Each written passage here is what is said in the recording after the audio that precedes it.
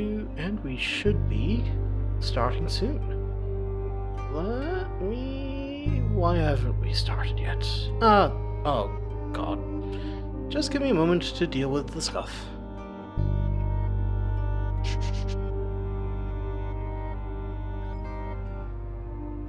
There we go. Alright then. Hello, ladies and gentlemen. I'm Kairos Fives, here today to bring you Rue Valley.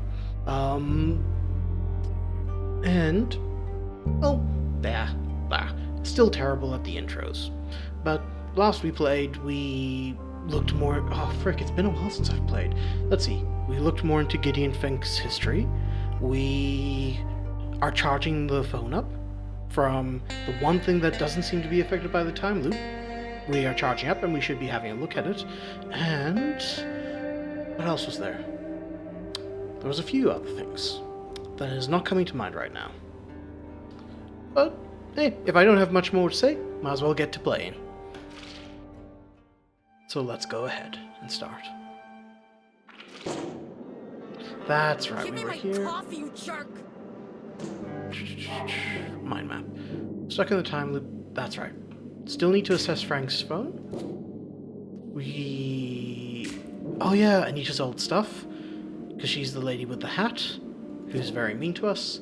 And what else is there? Riley. I need to listen to all of Riley's story when she goes to the market. And there's still more. The metalhead and the ranch. I don't know what there is to say about him, but I am curious to see how we go from here. Okay, dokes. So I think first things first, let's just investigate the story behind the other person. The story behind the owner of the motel and the lady with the very big hat. Lots of random boxes in all shapes and sizes. Some of them are labeled Ben. One says documentation. Oh, is that... Wait. Have I not... You discovered the motel is being bought by the bank. Sounds like it would be a good idea to convince Ben to tell you where Anitta's things are, and we can't call Ben till after 8:30. Okay, so we'll just have to wait till then.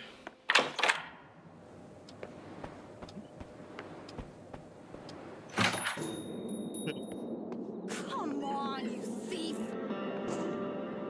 Guess what I'll do? Let's just see how the phone's been going and just explore and see what's there.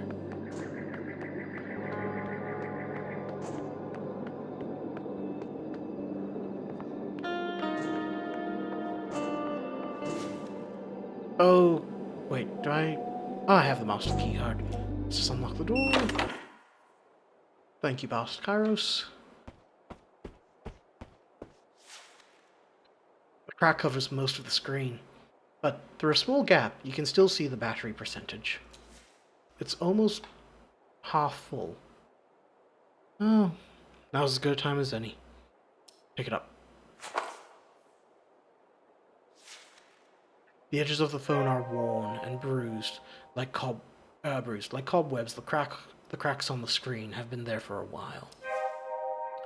But the screen lights up, and you are welcomed by a 4-digit PIN request. I mean, I would try 1, 2, 3, 4. The shaky animation behind the cracked screen tells you that the PIN is wrong. Lead 69696666. Let's just give up. Let's just see. Judy the astronaut. Maybe the pin is connected to Judy somehow.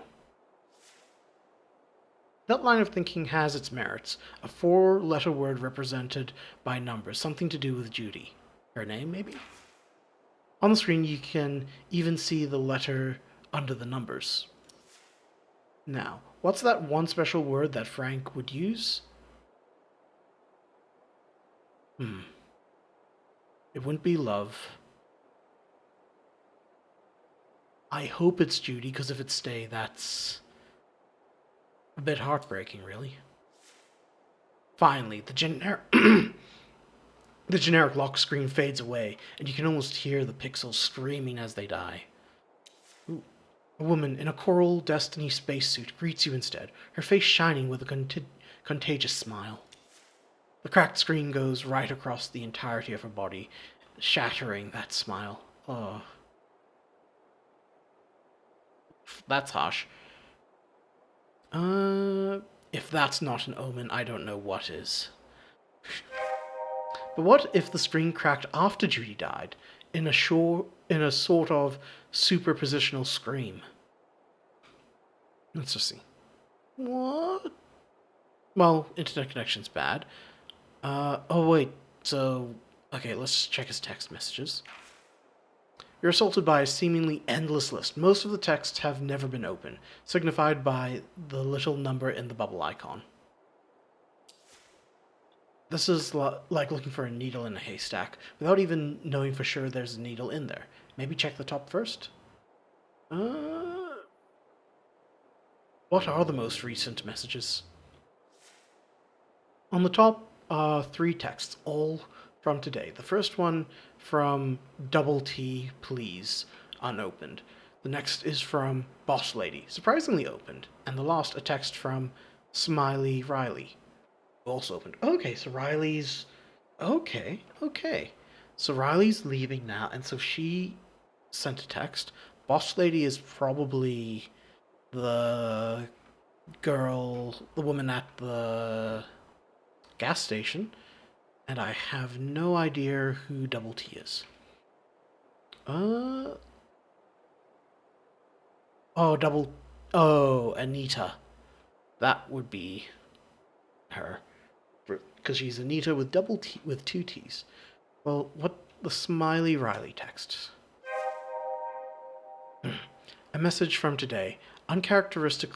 Mate. I read a message from today, uncharacteristic of Frank. I'll be at the motel at 8 p.m.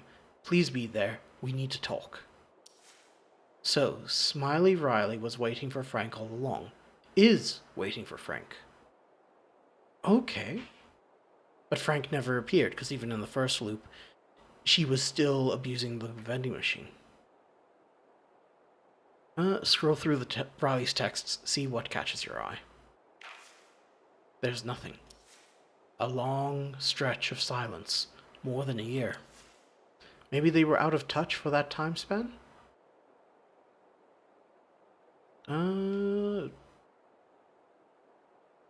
People fight, you know. Must have been a hell of a fight if the silence lasted for more than a year. And even after that period, there aren't as many texts as far as you can see. Mostly irregular organization. Where and when to meet. One or both of them must hate texting, or they weren't that close. I guess I'm digging deeper. I'm in here for all. You scroll and scroll, your thumb tip going numb from the cracked screen. And then, come to Rusty's tonight. I want you to meet Judy. Oh! So Riley was the one who introduced him to his wife.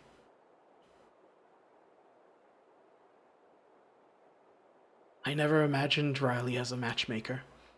Maybe it was a desperation move? But back to the messages from the other contacts. Most recent again. Alright, boss lady. Let's see what's up. There's a chain of several messages, all from today. Frank, you know I'm flexible and all, but Anita's car must be fixed like yesterday. She's calling me so much. I want to buy a shot. I want to buy a shotgun. Repairmen never change. There are more texts in this thread. Want to see them? Read further. Earlier today, call Anitta now. It's urgent. If this is all about Anita's car, check other messages. Then what does Anitta say? To your surprise, there are only two. First one is from earlier today. Frank, pick up the phone now. It's important.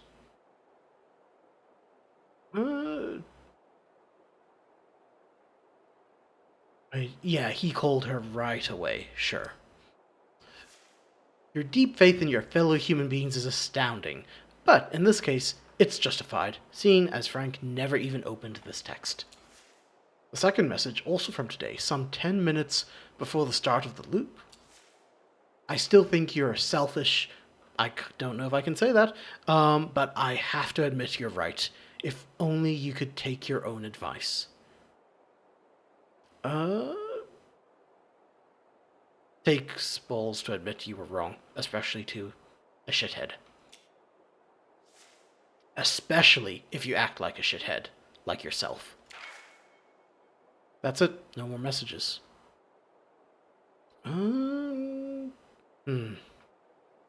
What else to do with the messages?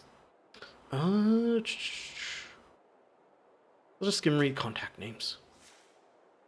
The vast majority of which are unknown numbers. Seems like Frank isn't a paragon of organization. Those few names you do see are obvious nicknames. Some familiar: Smiley Riley, Old Man B, Double T, Please, Shrink Fink, Boss Lady. Okay. I mean, Shrink Fink is probably Gideon Fink. Who's the oldest message? You had to scroll down so much that you don't have an opposable thumb anymore. At least, not for a while.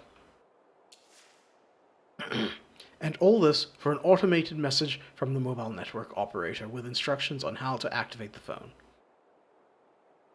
I mean, we could search. Is there anyone we want to search in particular? What? Oh, what are you looking for exactly, Judy? Seems to be the only person Frank really exchanged messages with. The last chain of texts reads, "Hey, before I go radio silent, watch me fly off from the hill tonight. For good luck, you know." Oh no. Frank responded, "What makes you think I'm not already there to see you become a firefly?" Oh God. And Judy concludes, "And if you really miss me, I left you a present. With it, you'll be able to see us for at least 2 days." Wait, okay. There's no reply to that, but something seems off to you. No wonder Frank completely lost it. They loved each other so much. Become a firefly? That's oddly prophetic. I mean, both, let's see. Guilt-ridden. I guess become a firefly. I guess, yeah, no wonder Frank completely lost it. They loved each other so much. The greater the high, the lower the fall. Or in your case, the non-existent high and the never-ending fall. The next chain starts with Judy. "Hey, where did I leave my toolbox?" Frank never responded. There's just a gap, and another response from Judy. "What's it doing in there? Never mind, thanks." This can't be all, can it? At first, it seems to be more of the same. Expressions of love mingled with mundane, everyday chit-chat. What catches your eyes are apparent lacunae in conversation, like rogue virtual black holes that just open up, swallow them whole, and vanished. I guess Frank must have deleted... Either the phone's memory must have been damaged, but I think Frank must have deleted some messages. Seems some words never stop hurting, even if they are just virtual. But were they fighting, or just expressing their love so profoundly that it turned into post-mortem pain? Before you know it, you've reached the end, the first message that Judy ever sent to Frank. "I had a blast tonight. Are you free tomorrow? I'll take you to a hill. We can watch the stars together." Oh no! Oh no! So he saw her die on the hill that they had their first date.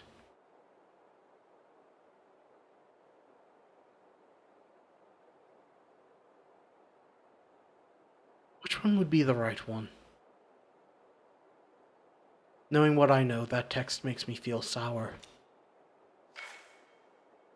And you know a fraction of the story. Imagine how the whole thing makes Frank feel. Alright, stop checking. I guess we need to go. Leave. I think we need to go somewhere where there's internet to check his emails. Come on.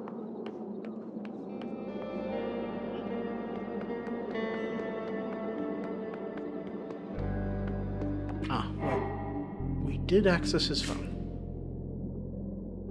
Phone is permanent, it defies laws. You gained access to the phone. Now the only thing that's left is to do is to search through it. Keep that, and the only thing I need to do is get an internet connection.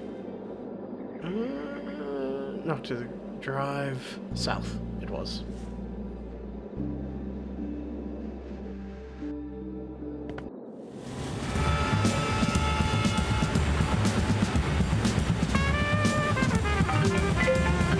Here's a piece by another ringtone.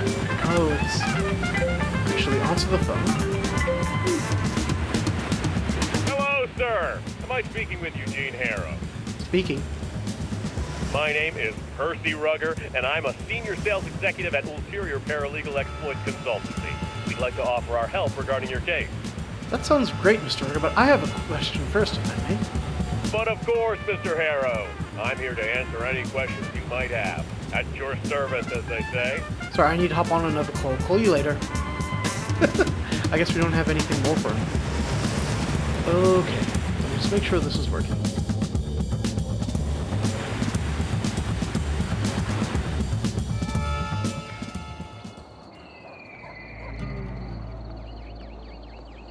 There we go. Okie dokes. Oh, did she just go in? She must have. Alright. Yeah, yep, we've read that. Judy Astro greets you once more. This time, there's only sadness in her smile. Oh. Alright. Internet connection seems to be good. You glance at the internet settings and notice the phone is connected to Max Gas Swift network. Looks like the internet works. Alright, let's just check the email app. Before it loads, the app notifies you that it's properly connected to the internet. The inbox is full of unread emails, mostly promotions and notifications buried underneath all that junk. You see some messages from real people. A lot of personal stuff, but also some weird things among the rest. How many mails are there? You scroll and scroll. The list seems endless. You have to come up with something else. Alright, what notifications is Frank getting? Seemingly endless lists of notifications from Frank's bank, Coral Destiny, and a mobile network operator. What's the Coral Destiny emails all about? Your power of skim reading allows you to quickly get the gist of most of these emails. Internet availability and blackouts, roadblock warnings and updates. Classic corporal public relations stuff, pretending to care about the locals while doing whatever the fuck they want. Dead end anyhow. None of these emails were ever touched by a human, Frank included. What was his promotions? List of offers from online shops, mostly for car tools, spare parts, and radio equipment. Radio equipment that seemed to go on forever. Car tools and spare parts, I get, but radio equipment? What, a man can't have a hobby? Besides, imagine what someone would say if they saw your promotional emails. That is a fair choice. What's his personal emails looking like? If you were hoping for a treasure trove of information, there's only disappointment here. Seems like Frank's not too keen on emails. There's a message from a familiar name, Ben Fleming, and another from Rosetta Simmons. Who the hell is Rosetta Simmons? Frankie, you're still not returning our calls. I hope you're taking care of yourself. Paul and I are coming to the valley for the anniversary. If you can't be at the memorial, let us take you out to dinner at least. She might be gone, but you're still family. Oh, yeah.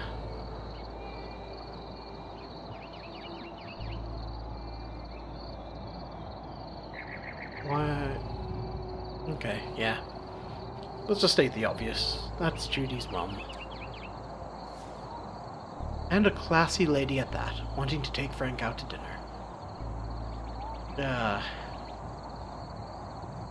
Yeah, I think all those options were valid.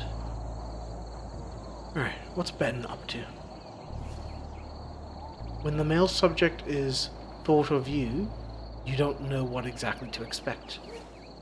The whole email is an image. A man with his face stuck under the hood of a car, smoke billowing from the engine, sun setting behind a cliff at his back. There's a caption as well. When your car breaks down by the roadside, at least you have a good view. Makes these memes anyhow. Well, at least Ben is trying to cheer Frank up. What do you know? Maybe Frank likes dad jokes. Open the strange emails? There's a number of emails with the exact same subject, and you're not sure if they're part of a chain or different emails. I guess find the first ever email from that sender? It takes some time scrolling, but you find it. 112524 1125 starts the conversation. My place tonight? Continue reading before you make any conclusions. Frank simply responds, I can't tonight. Busy. Then just a couple minutes later, come on, my place 21H. Dad will be asleep. M works late, and I have a new toy I want to show. Oh! This is the metalhead. Dad will be asleep, M works late, and I have a new toy to show you. No, it's not a lover. Can't make any sense of this not without more context. After a couple of days, Frank sends another email. Tonight again, same time, it's that time of the year. Again. Replies, of course, I have something special for tonight. Just come and bring some whiskey.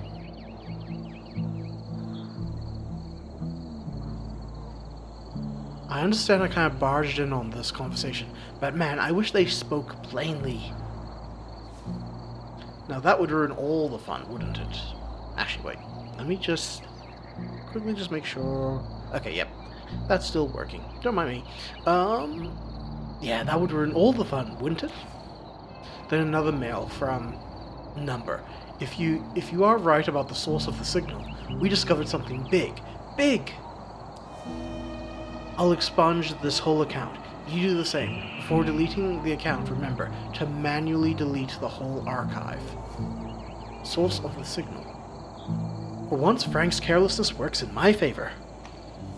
Before you go all smug face. Wait, there's even more!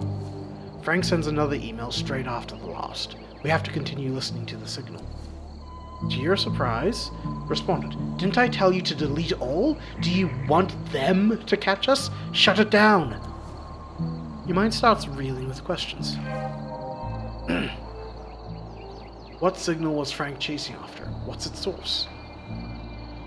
I mean, honestly I have no idea, but maybe it has to be something about Judy, because that's the only thing he's been fixated about. Could be.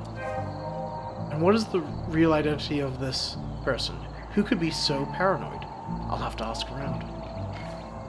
Come on, that mouth was made for talking. If we had to call someone... Great idea. If only you knew anyone here. Alas, it's not like you've swapped phone numbers with anyone. What's his recent calls? Your fingers hover, then dive in. You open a list of recent calls, partially obscured by a digital diagonal crack on the screen. Continue. Half expecting a familiar name to jump out and offer comfort in its recognition, instead you find a blur of strangers. Names drift by, each one meaningless, hollow, just tags for people you'll never meet. The sheer randomness starts to feel personal, like the phone itself is mocking you. Why not? We're in a loop. Just call a random person from the list. Your finger falls on Old Man B, but even before the first ring you hear, your service has been temporarily suspended due to non-payment. Please make a payment to restore the service.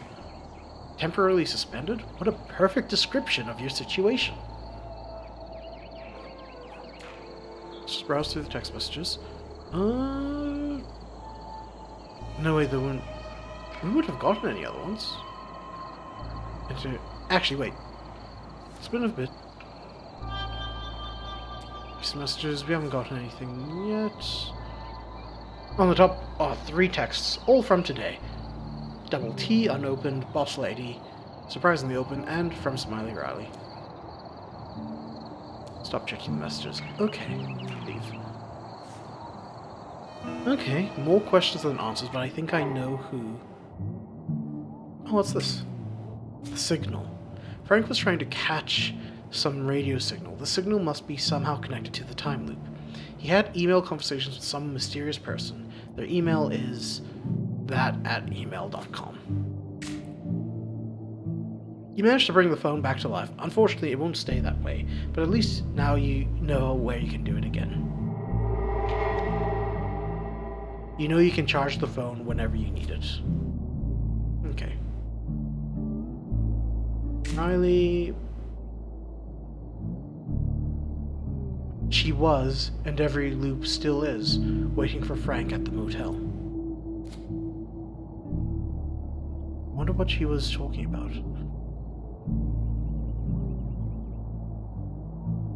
Okay.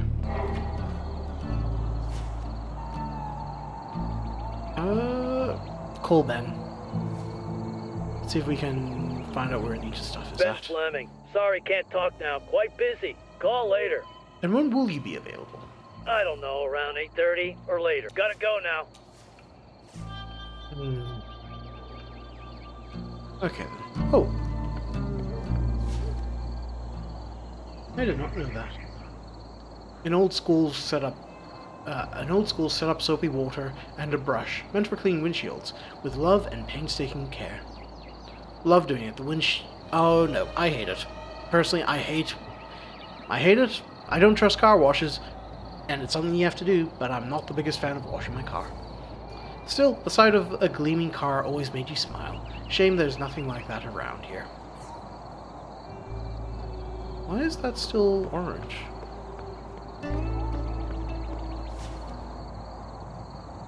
Anita's car, probably worth more than anything you've ever owned. Yep, that's notebook.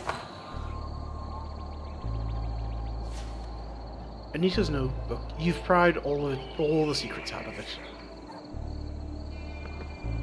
I swear there was some stuff here that wasn't highlighted before. The gas tank stands alone, either left behind or simply forgotten. It might be full, ready to blow up and turn everything nearby into hellfire. Or it's empty, useless, slowly rusting under the sun, wind, and rain, unwanted and wasting away. It's empty. Just like you. Oof. That is harsh.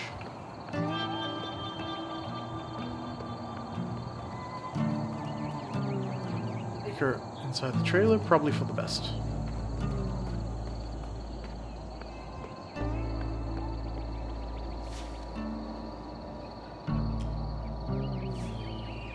I'm really wishing I knew what was the story behind cameras. They're all around. I guess I'll just wait till 8:30 and see where we go from there. So. Okay, can't skip anything. Then phone. Wait. Until Ben is available to talk. The game starts, and the already familiar antagonists appear to wreak havoc on your pile of boxes. Squish them all.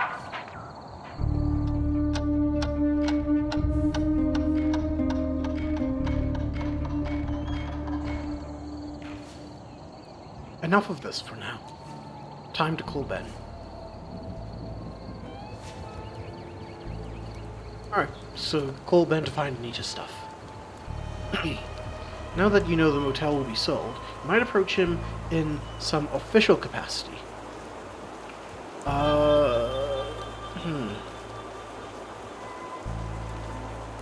No, not Anita's new boyfriend, that sounds terrible. Anita's assistant should be good. Original, but hardly plausible. He might not buy it unless you sell it well.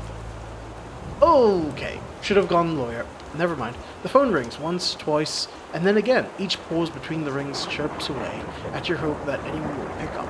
But then, finally, the call connects. Hello? His voice drifts through the line, hazy and unfocused. Good evening, Mr. Fleming. Good evening. Mr. Fleming, I presume? This is Jean Nightingale, your ex-wife's assistant. Assistant? My ex-wife has an assistant now? Incredible. It's a good thing that he is not well put You together. ever notice how assistant sounds like insistent? Sorry, words feel weird tonight. I'm really sorry to hear you losing your motel. It feels almost like I'm losing it too. Thanks, I guess.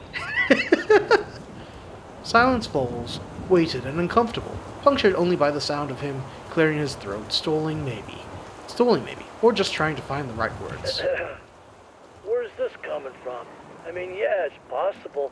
Actually, let's call it probable. Very probable. My boss told me to swing by and pick up her remaining items that are still at the motel. Her items? You mean the stuff in the boxes, what she left on? It's in the lost and found room. Should be a yellow box with blue markings. Thanks a lot. I'll be sure to sing your praises to the boss. Just leave me alone already. He hangs up. Rude, sure, but you've got what you needed. No harm done.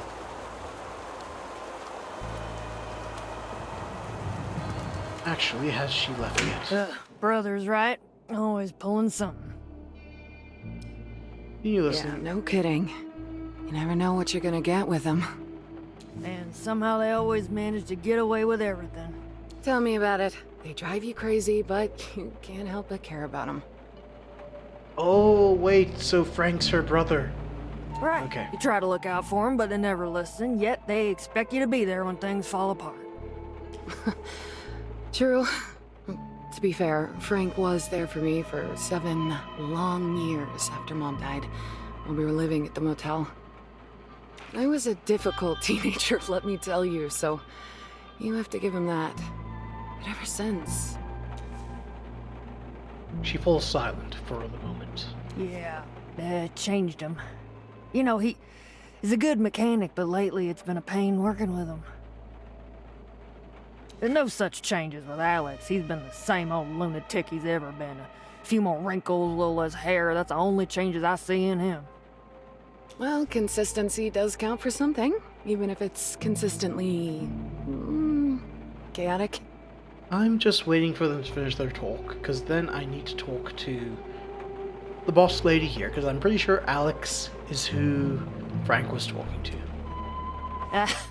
I don't think Alex could be anything else, even if he wanted to. As you said, brothers. She Well, laughs. family is family. Maybe it's on us to figure out how to accept them for who they are. Yeah, I don't know about that. When someone crosses my lines, I, cut them off. So maybe she did cut off Frank. One year. Maybe that attitude is why a hot girl like you don't have a boyfriend. It's definitely not that, trust me. She laughs nervously. And I'm far from being a girl, Max. Oh, come on, take the compliment. I'm 9 years older. I wouldn't complain about being called a girl. So, what's the reason then? I just haven't really been looking for a boyfriend. What about you? Anyone special? Whew, I wish.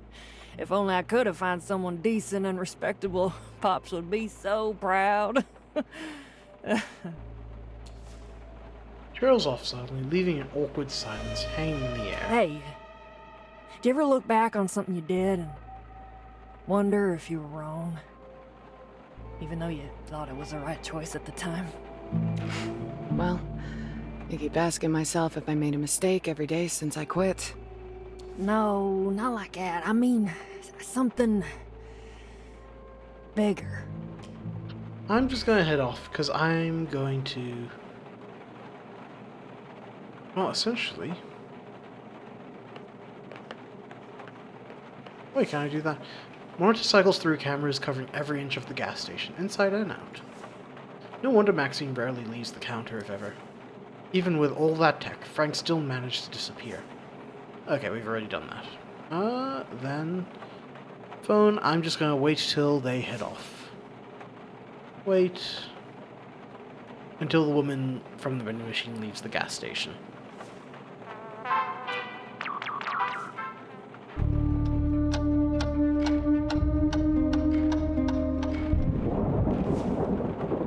Enough of this. Welcome to Max Gas. You need some help getting gas in that city car yard, or you want something else? We got no booze, mind you. The signal. This might come out of the blue. Are you familiar with this email address? She squints, her eyes darting all across your face, and the probing ends with a sigh. You look almost normal. I would have never guessed. But since you're here...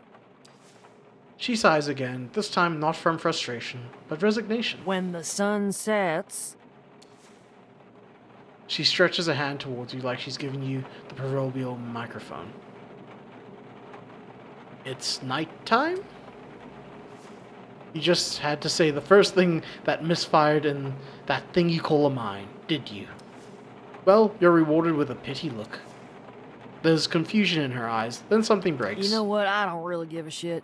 That email's one of my brother's pseudonyms. It was, at least. I'm sure he's using some other equally stupid name. Just curious, what was the proper response? She grabs a little black notebook and flips through it. I think for this week it's, a Watcher in the Dark Awakens, I guess. Since you're looking for him, Alex is back at our house. Like he is ever anywhere else. That's it. Thanks. You're welcome? I never would have guessed you were one of Alex's associates. Well, live and learn. Now, was there anything else? I'm pretty sure I butchered the accent. Wait, this means Alex, your mysterious email participant, is the metalhead from the K-Ranch. Pretend you're just looking around and leave.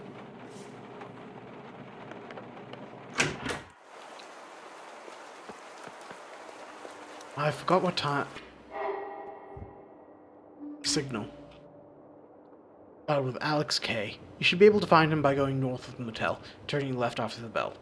Okay. Well, we'll be okay there. He's been riding the bike, so... And we're nearly the end of the loop.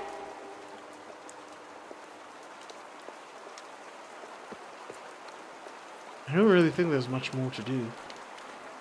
So might as well just drive and wait for the loop to end.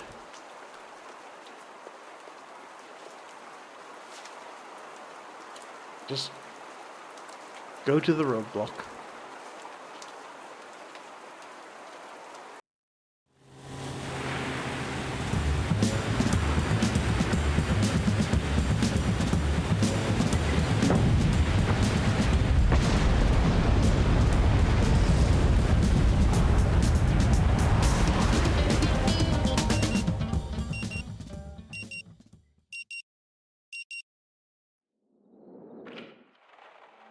Still with me, Mr. Harrow? Unfortunately. Mr. Harrow, I'm aware that you may be experiencing a slight lack of motivation, right? And we'll surely be coming back to this condition of yours later during our sessions. But for now, I just want you to acknowledge its existence and try to stay aware of it at all times, if possible. I'm fine. That's good to hear. Now, in order to keep us focused, I always limit the session length to exactly... However, since this is your first session, I'll allow a few questions, if there's anything. No questions. Sorry, I have to go now. Alright, Mr. Harrow. See you tomorrow. Give me my coffee, you jerk! Spit it out already! Alexander K. The guy listening to loud music at the ranch house is Alex K, probably. And this is going to be a very short Come on, loop, you thief! but let's see if we can talk more to Alex. I'll break you open if I have to.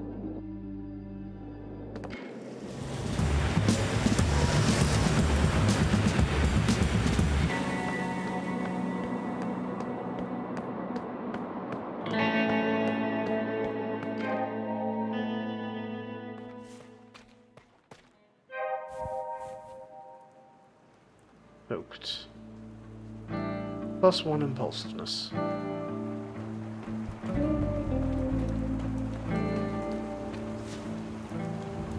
The homecoming heirloom offers a welcome casting weight of generations behind the name.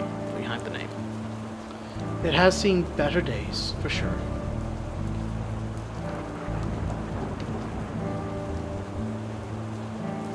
Sign? Surely. The family? Absolutely.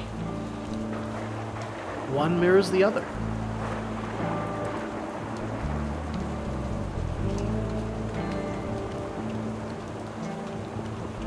Wait, I never walked behind here, did I? He's just stopped tending to their garden. The shed is full of discarded tools. Okay.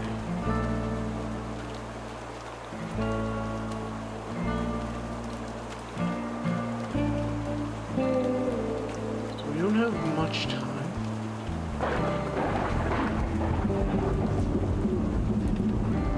Break into the ranch house again.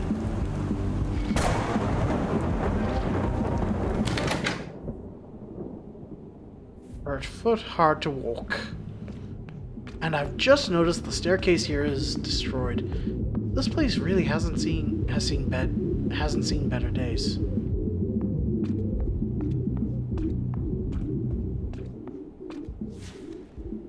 Something is covered by the sheets. By the look of it, it seems like a sofa or a couch. Could be any of a number of things. Boxes piled into the shape of a couch. Someone pressed pause in the middle of moving and just left it there. Now, to be sure, peek under the sheets. Just an old couch, for better or worse. Oh, there's a lot more stuff here that I can look at. And I should. But we're here to talk to Alex. Listen closely to the song and wait for it to finish.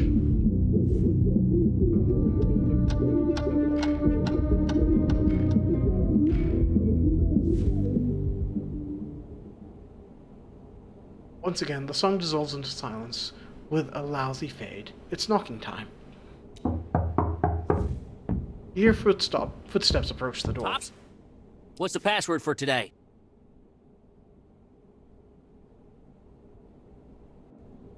Oh, come on! We just got the password from the thing. It's Watcher in the Dark. Oh no, wait. He didn't start the thing. Keep quiet. A moment or two, he'll unlock the door and you'll stare down the barrel of that hand cannon. Hands up! He points the cannon at you, his finger already on the trigger.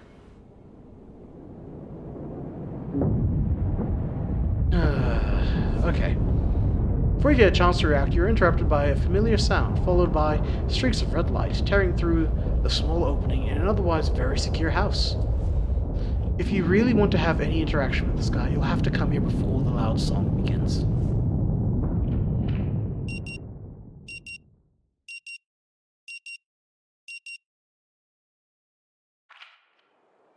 Still with me, Mr. Harrow? Yes, sorry, but I have to go now. Mr. Harrow, please. Alright. Actually, Give me my coffee, you jerk! let's talk to Riley since we know... Well, she's Spit waiting it for out Frank, already. so... She's not giving up. Maybe I can help? She looks at you suspiciously. Sure. Give it a go. Make her coffee. After you input the sequence and the machine awakens, you insert the coin, press the button, and soon hand her the freshly brewed cup as the inviting scent fills the air. Wow, nice. I don't know how you figured it out, but... Oh, thanks so much. She takes one long sip from the plastic cup and savors a moment. Oh! Okay, so there's a lot of stuff. You're probably familiar with the Guiding Light mission and the accident.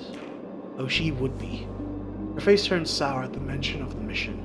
eyes narrowing as they lock onto yours. Do I have a tattoo on my forehead that says I worked at Coral Destiny, or is it just my energy today? You strike me as someone who knows these kinds of things. Someone who knows these kinds of things? Really? And what exactly gave you that impression? Is it my pilot jacket, my sunglasses, the attitude? I saw you hitting that machine, and I thought, here's someone that must know a thing or two about a thing or two. Well, I wasn't expecting that as an explanation. All right, you managed to cheer me up somewhat, so I guess it's my turn to return the favor. Do you need the whole story from the beginning, or just the part about the accident? I know the basic info, but it wouldn't hurt to hear it again. Guiding Light was a crewed space mission destined for Mars. The mission was to prepare the groundwork for a future colony. It carried supplies, everything from food to construction materials. She pauses for a moment, her glaze drifting off. But unfortunately, due to the accident, the mission failed. The entire colonization effort was set back significantly. You can hear it, traces of mixed emotion in her voice, like a mismatched salad made of garlic, cucumber, and a rotten apple. The question is, why?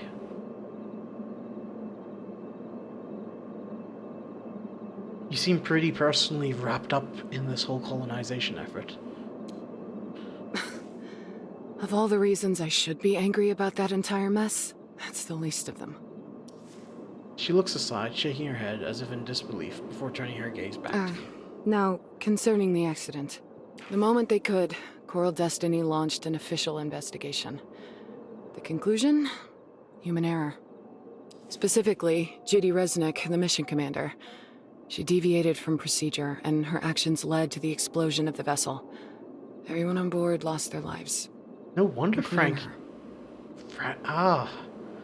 I mean, I guess you can say Frank really hated her. Right, well, hated Coral Destiny, because he wouldn't have believed that BS for a second.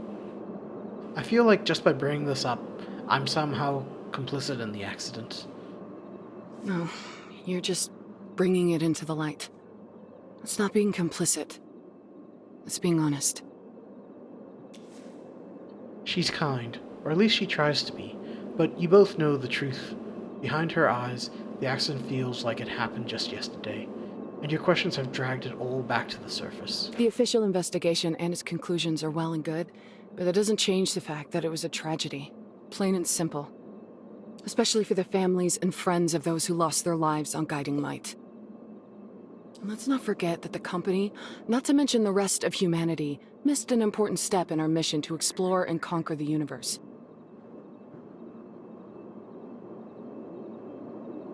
A missed step? People died, for crying out loud. Despite all of that, Coral Destiny remains steadfast in its mission to take humanity to other planets and beyond. To those who were lost while helping achieve that dream, we salute you. The words sound rehearsed, like a corporate PR statement, memorized and repeated, flat, emotionless, nothing like the depth she had before. Did you know Judy? Something shifts in her, almost imperceptibly, but you feel it. Suddenly, there's a distance, a barrier that wasn't there just a moment ago. You know what? I'd rather not talk about it anymore. She says it with finality, her voice dropping into a tone that leaves no room for argument. I've explained what happened, and as far as I'm concerned, that's enough. Okay. What do you know about Coral Destiny? I like to think I've learned a thing or two in my 11 years there. She sees the confusion on your face and giggles, but there's no malice in her laughter. Oh yeah, I work there. Damn it, worked there. Worked. It's kind of tough to get used to the new reality. Absent-mindedly, she scratches her jacket where the company patch is sewn into the fabric. What did you do there?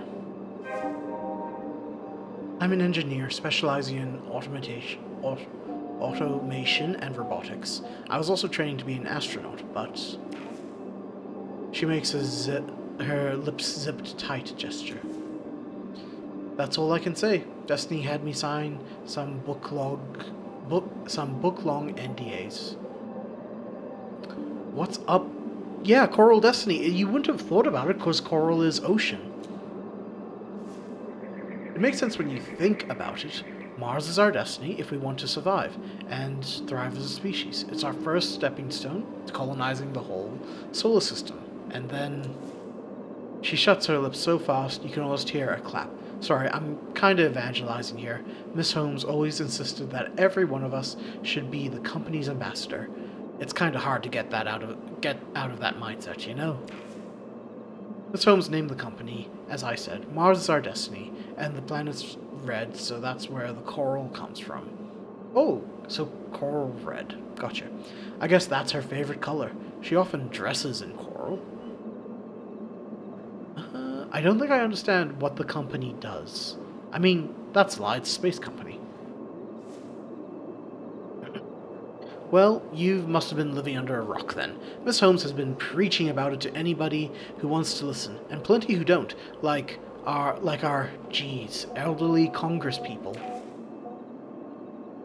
The ultimate goal of the company is to establish a colony on Mars that will trade resources, mostly rare earth stuff, with Earth until we can establish self-sufficiency.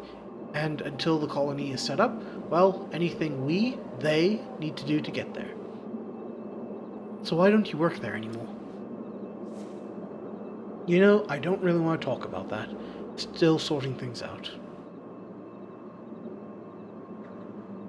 Sucks to be fired. I should know. Thanks for the sympathy. She gives you a cold smile. You know, people around here just don't give a damn about Coral Destiny. I mean, those that don't actively hate it. Guess when you're living in such close proximity to the future, you kind of get desensitized. It's nice to talk to someone who cares. I have a question about Anitta. Sure. Anitta? She's the queen of hospitality here in Rue Valley. What's up with the hat? Nita always dressed like that. You better believe it raised a few eyebrows, or a few dozen eyebrows around here. But ever since the divorce, she cranked it up to 11. I don't know. Maybe that midlife crisis or whatever, or she's finally a free woman and can do whatever she wants. Aunt Nita? Oh. That's a very long story, and I'd rather not talk about it right now. Hey, Tetra, how have you been? Thanks for joining, mate. Let's just say we're related. Kinda. So, learned a few more things about what's happened with the game, and just further exploring a bit more. But I'll finish this up and then I'll give you a bit of a recap. So, I don't get it. Why is Anitta the queen of local tourism? Well, she was running the motel with Uncle Benny back in the day, and now she opened a bar with that hunky dude from Bothwood. If there was a you haven't played League in 2 days and your mental state is so much better. I wonder why. Sorry, it's almost the meme now with League of Legends. Or at least it was back when I paid attention to it. Team Fortress... Glad you've been having fun with Team Fortress 2. Medic is good fun. And Terraria. I never got into Terraria. Like, you hear... It's one of those games you hear a lot of people do stuff on, but I myself didn't get into it. I do remember there was a YouTube animation about it, though. Wait. Let's see. Well, she was running the motel with Uncle Benny back in the day, and now she opened that bar with that hunky dude from Grey City. What happened? What always happens. People drift apart, and after plenty of yelling, they call it quits and get a divorce. I don't think Kuipers is raking in the big bucks, but considering no one else is doing any tourist stuff around here, that kind of qualifies her as the queen of tourism. Okay, thanks. You're welcome? So Terraria's been peaked. Melee only master mode playthrough. Oh god, wait, oh, that's a lot of out for 2 days.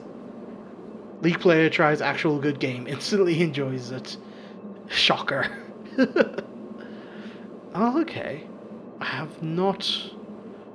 Ah, what was the? Sorry, you've got me going. Wait, you've got me remembering something. Let me see if I can find the old animation I used to watch. Where is it?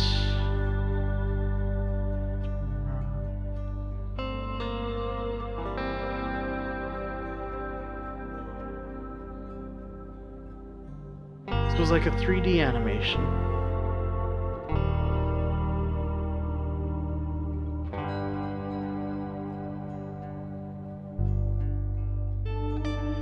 That's it, it was these guys. Element Animation. It's been years since I last saw it, but I don't know. Let Unc show you Unc things. Okay, yeah, 11 years ago.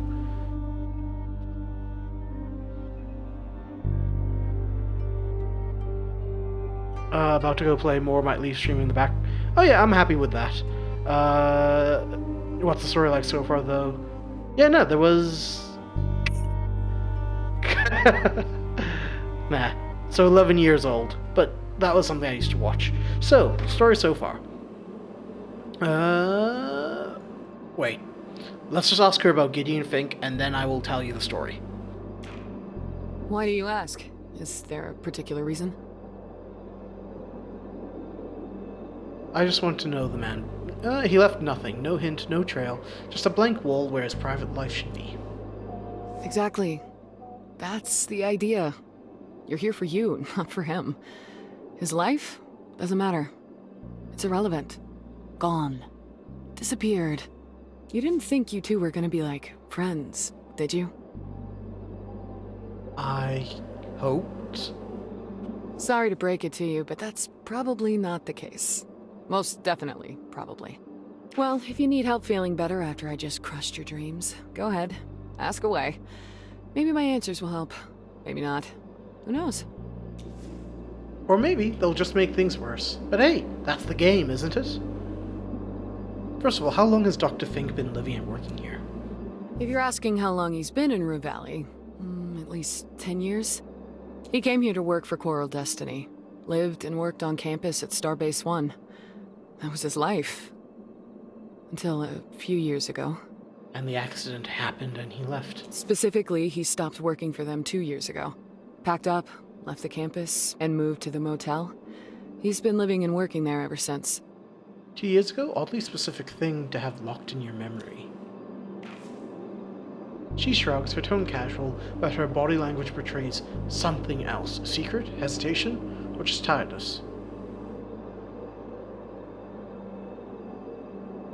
Just stopped just like that? That's suspicious. Yeah, well, you'll have to ask him for the details. All I know is he quit and ended up here. I mean, back then, all I ever heard were praises from the people who worked with him. Not me, though, for better or for worse. Tell me, what's the trick? How did you slip past him? I didn't. We had an interview back when he was at Coral Destiny. He said I showed high resilience in stressful situations. Strong adaptability. Should have put sarcasm and gallows humor on the list. But hey, he told me I could talk to him if I ever felt the need, and that was that. So I guess me handling stress well is the answer. Sorry, no cheat code for skipping therapy.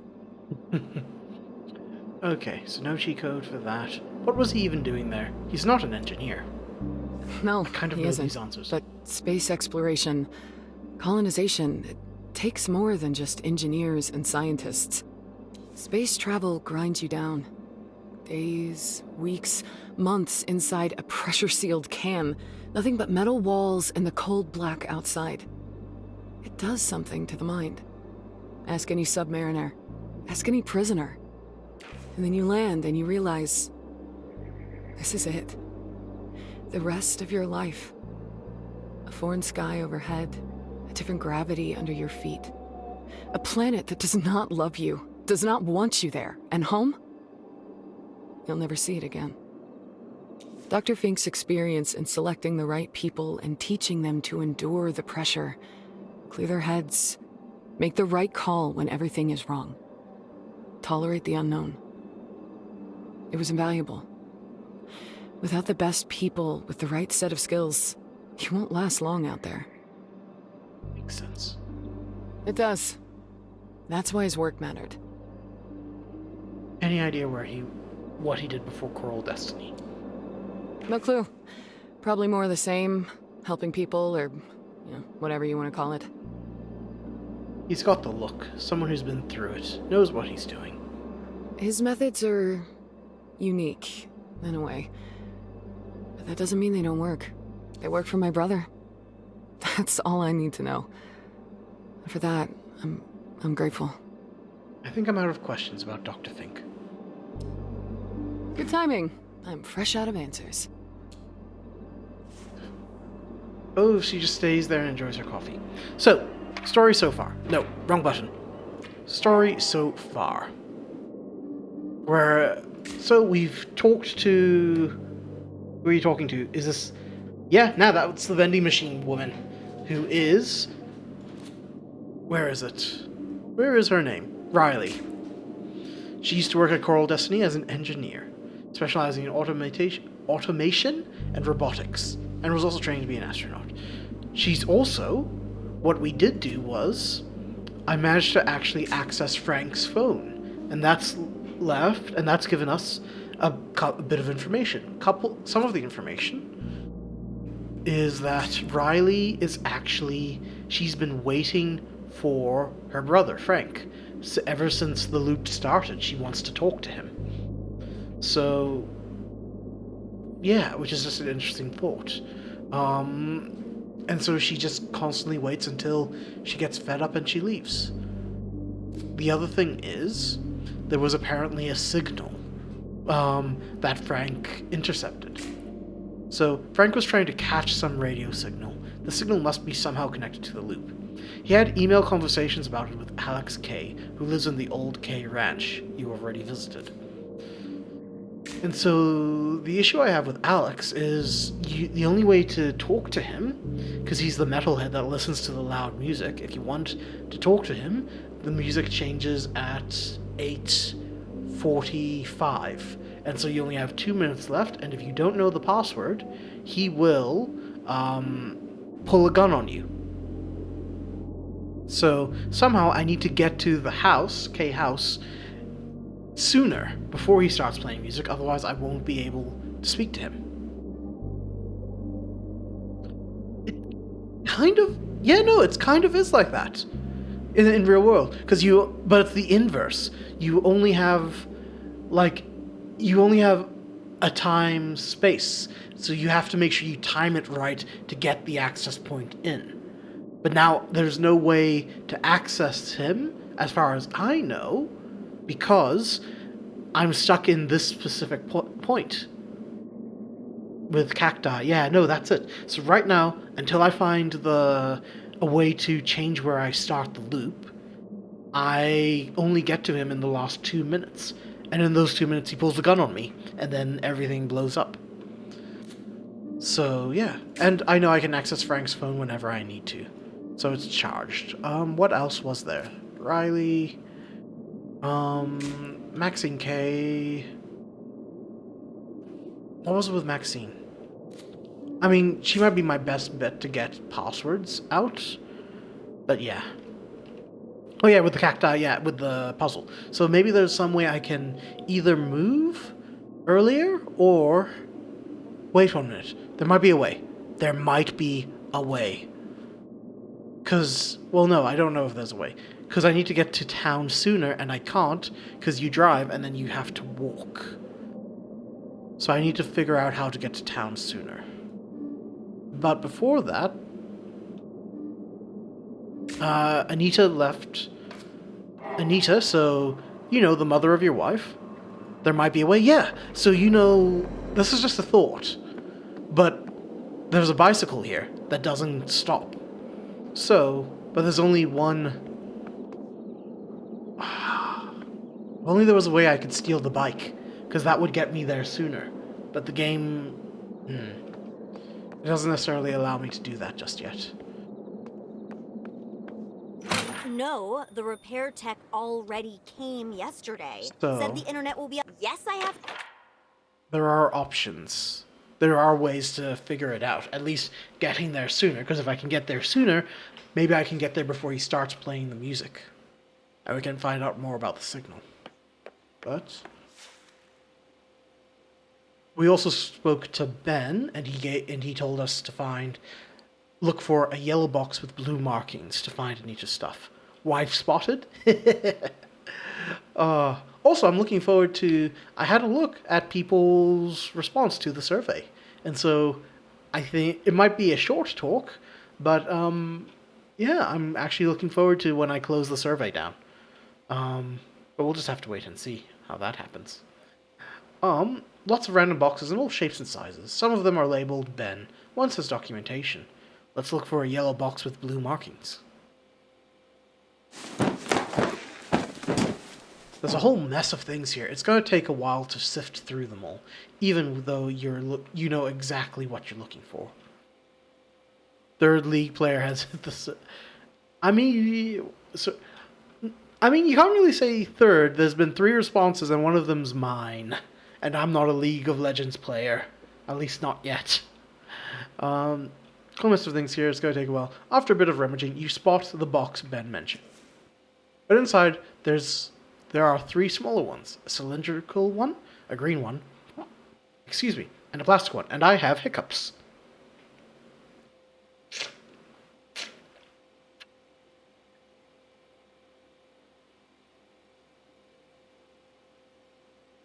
This man plays League of Legends, he just doesn't know it yet.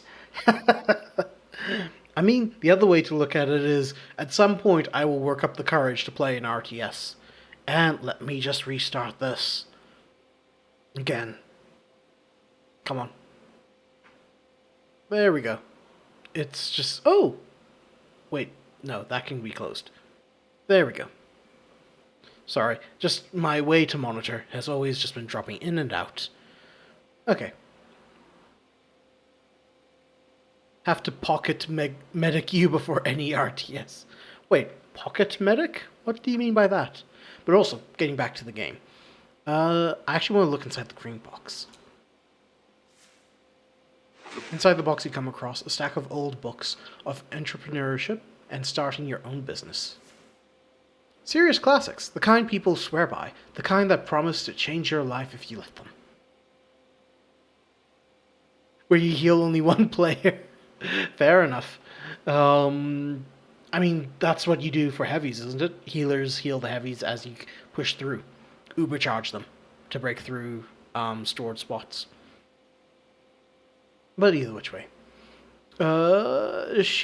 Wait. Classics. Wait, it didn't help this motel, that's for sure. It wasn't just her. Ben was here too. He played his part, didn't he? Maybe he's the reason it all went wrong. Really? Ubering the heavy sucks. I like the way it... So, again, prefer Pyro, Soldiers, and Demo Men. Okay, fair enough. Oh, Pyro would be fun. Okay, Ubering Pyro. But like I said, I actually checked it up. Last time I played, TF2 was in 2012. So I will just let that hang there. That it's been more than a decade since I played Team Fortress 2. But getting back to the game. Check the contents of the plastic box.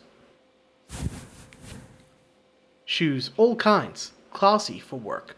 Wait, classy for work, high heels, low heels, no heels, comfortable ones, torturous ones, anything you can imagine, and then some. That's a lot. Wait, makes me wonder about her hat stash. If it's anything like this, she probably needs a warehouse just to store her legacy of fabric, brims, and flair. Not wife's... Oh, wait, no. Not wife's shoes. It's her mother's shoes. Power with Philip Gangster and Uber is insane. Like I said, it's been a while. Oh, so Anitta is close and okay. I will leave that Oyakodon reference for another time. But yeah, okay, so explore the contents of the cylindrical box.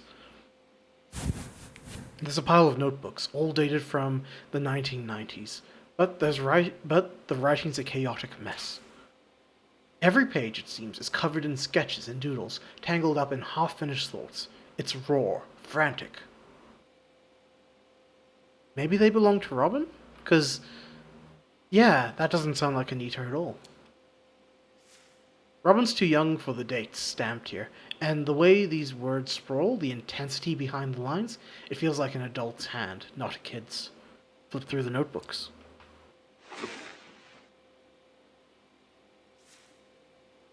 You do your best to sift through the jumble of barely legible text. It's a disordered mix of thoughts, ideas, and dreams all thrown together, impossible to follow, like a tangled thread. Every now and then, certain words or phrases jump out, screaming for attention amidst the chaos. Examine the pages with Ben's name.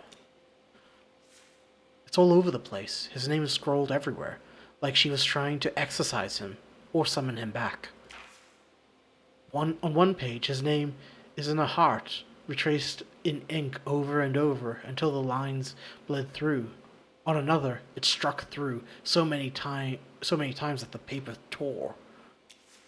And then there's a page where his name is written again and again.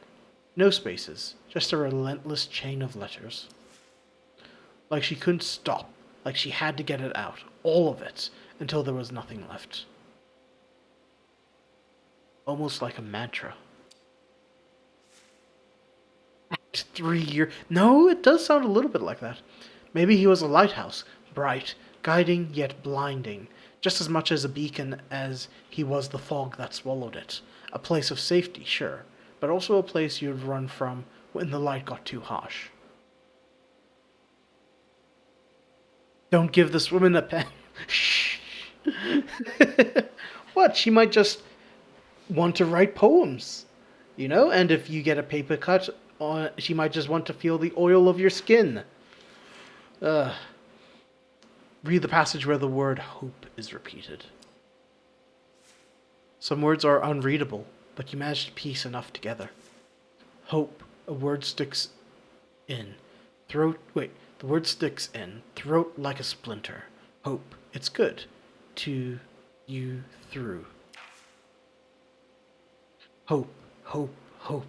Like a record that won't stop. Hope's a trickster, a liar. It gives, then rips away. I hate it. She was in a really dark place. Like you would have done any better if you were in her shoes. Act 3 here, you do not... I ain't risky it since Lost Incident is the only mentally sane person in that game. Her father, Okay, when we're talking about mental stability, I will give you Natsuki is the most sane. Her father, though, sometimes some people are pieces of shit without needing to be insane.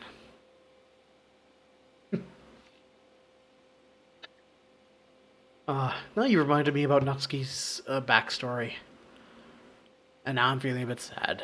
But yeah, I can see why you say she's wife. Though, to be fair, Sayori, she was, well, depressed. She wasn't too far gone till Moniker messed with her settings in the story. But yeah. Look at the passage titled, Not Alone. This one looks organized, stripped down, almost clinical, like it's been transcribed from somewhere else. Not alone. That's what we want you to understand. You might feel like the world has left you behind. It's okay if all you feel is anger, sadness, or nothing at all. But know this. There are hands that will hold you, voices that will speak when you can't, shoulders that will carry you when strength is gone. You're not alone, not here, not now.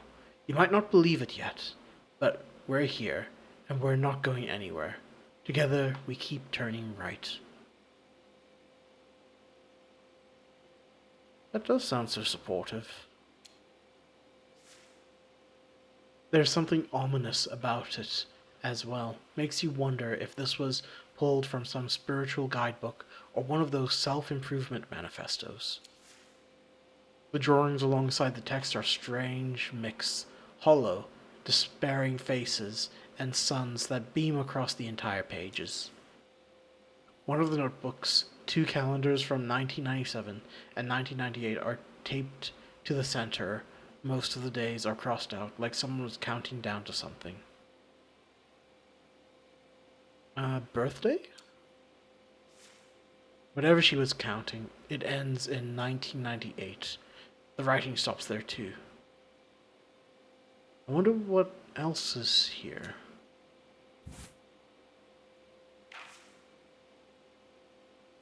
Also, no, Tsurayari doesn't have pink hair, so she sucks. Well, I'm beginning to learn what your type is, Tetra. And if I see one about a pink-haired girl, I will keep you in mind. Okay, sift through the oh, that was just one of the boxes. Okay. So that was just the green one, so that was her storage notes and books. So what's in the plastic case then? Aside from the bag and other camera accessories, there's an unopened battery. Brand new, untouched, like someone bought it, but never got the chance to use it. Inspect the camera.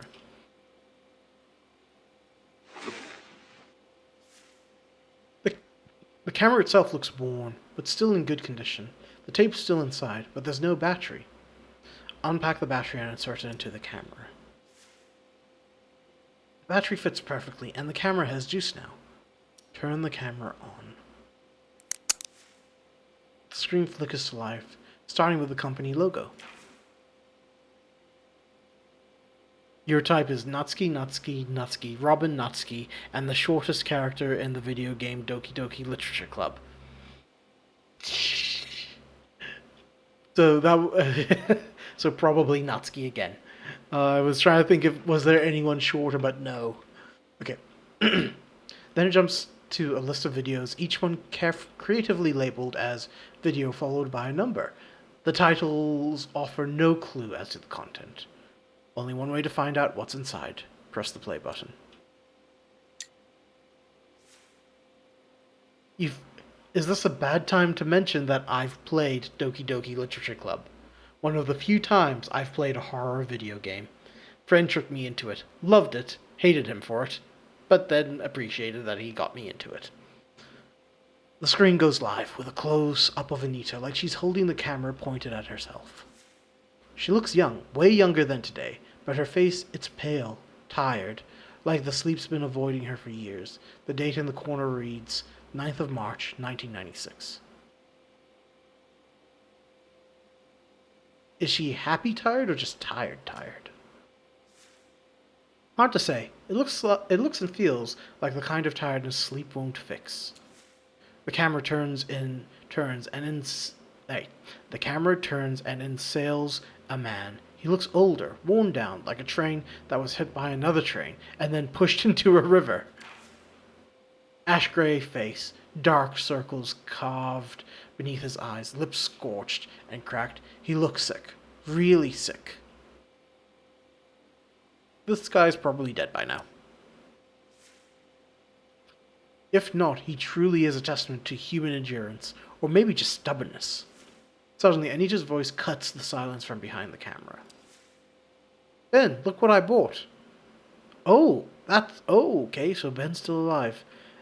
Echoes of the Eye is a horror game. I don't know, I mean, it has jump scares. Well, I guess, I was about to say it has jump scares. I wouldn't have called it that, but also, I did get scared and have total fear in there, and that is one of the few videos I have saved on Twitch, so you're not wrong. So that's Ben, who looks dead. The camera moves closer, his face fills the shot, and it's even worse up close. The grainy footage makes it all feel like a cheap horror flick. His eyes are filled with nothing but desperation. He reaches out, hand brushing the camera before the picture jostles, shakes, and cuts to black. What the hell happened to that guy? Who knows? Whatever it was, it's on film. Okay. Good luck. This isn't even Outer Worlds. This is Rue Valley, mate. And it's quite a nice game. I hope the people who made it... I hope the people who made it, I hope they're getting their money's worth. Because it's quite thoughtful. And I'm enjoying it. You have fun with Terraria, Tetra. I will keep on streaming just a little bit longer. Until the heat gets to me. Artwork, the story, and I'm enjoying the time loop mechanics so far. But yeah. So, start the recording titled Video 1. A small screen and low resolution barely lets you see the details, but after a few moments you realize it's a wedding it's their wedding! The camera focuses on the bride and groom at the table. They look familiar, younger, and with big smiles on their faces. And then it hits you. The couple are Anitta and Ben. The date at the bottom on the screen reads 6th of September, 1919. Oh no! So all the thoughts that she had with hope and the being alone and all the sadness, was she counting down to her wedding? No, wait. Was the wedding day this time, or was it's cold where you are in Melbourne? Fair enough. See, in Queensland, it's stinking hot. No, was it... No, it was 1999. She was counting down to her wedding day. To never be alone. Oh no. Continue watching the tape. The cameraman moves through the banquet hall, weaving between guests, trying to capture the atmosphere and the people gathered there. The recording shifts to the entrance of the hall, where the camera catches a group of teenagers talking, laughing, and playfully shoving each other around.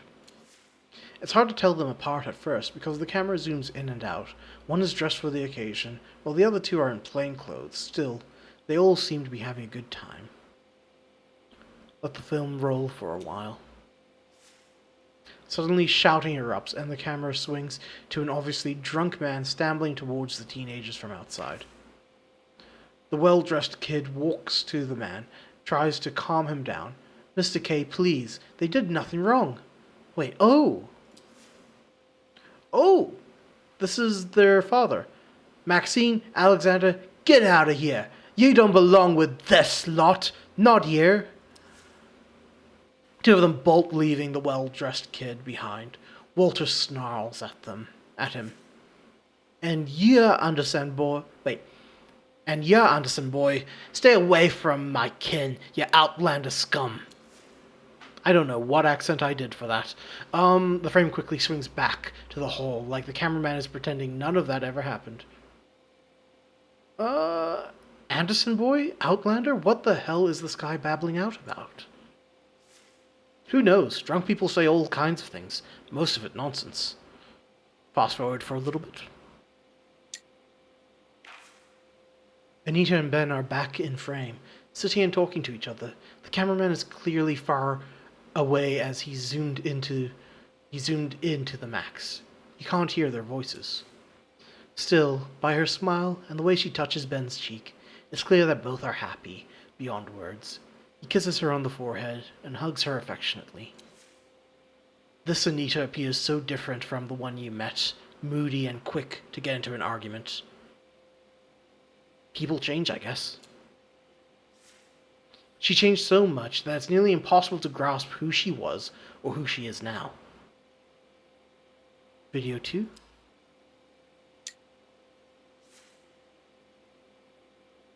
I'm surprised the timer hasn't ticked down. An entrance to a large building appears on the screen. Judging by the people's uniforms and the ambulances, the cameraman is in front of a hospital. Oh, this must be when Robin was born. Here we are, almost there. A voice is heard, rasp and excited. It's also out of breath. The date in the corner reads 9th of April, 2007. The camera swivels to the source of the voice. At first you can't recognize the man standing there, but then it dawns on you. It's Ben. Not the Ben you saw before. This is a man reborn. Older, yes, but in that rare kind of way where time's treated him kindly. His cheeks are plump with the flush of health, tinged with a rosy hue. The despair that once clung to his eyes like tar is gone, replaced by what? Hope? Happiness? A wide smile across his face reveals teeth that gleam. A man with something to smile about, as if he's just won the lottery or been given a second chance at life. Even healthy, Wait. So he survived? Incredible! And then you see it, something that wasn't there before. The crutches. He's holding one in each hand, and the camera zooms out. It becomes clear. Ben's missing a leg. His trousers are pinned up where the flesh and bone once were. Oh god, maybe it was an accident? You think of his hollow, sickly face in the earlier footage. The man who would dance too close to the edge, risk it all. A junkie for chaos, and this was the price. The cameraman follows Ben to the reception area, where the nurse with a stern look greets him. I'm sorry, in which room is Anitta Fleming? I'm Ben. Sorry, her husband. His voice is shaky and happy.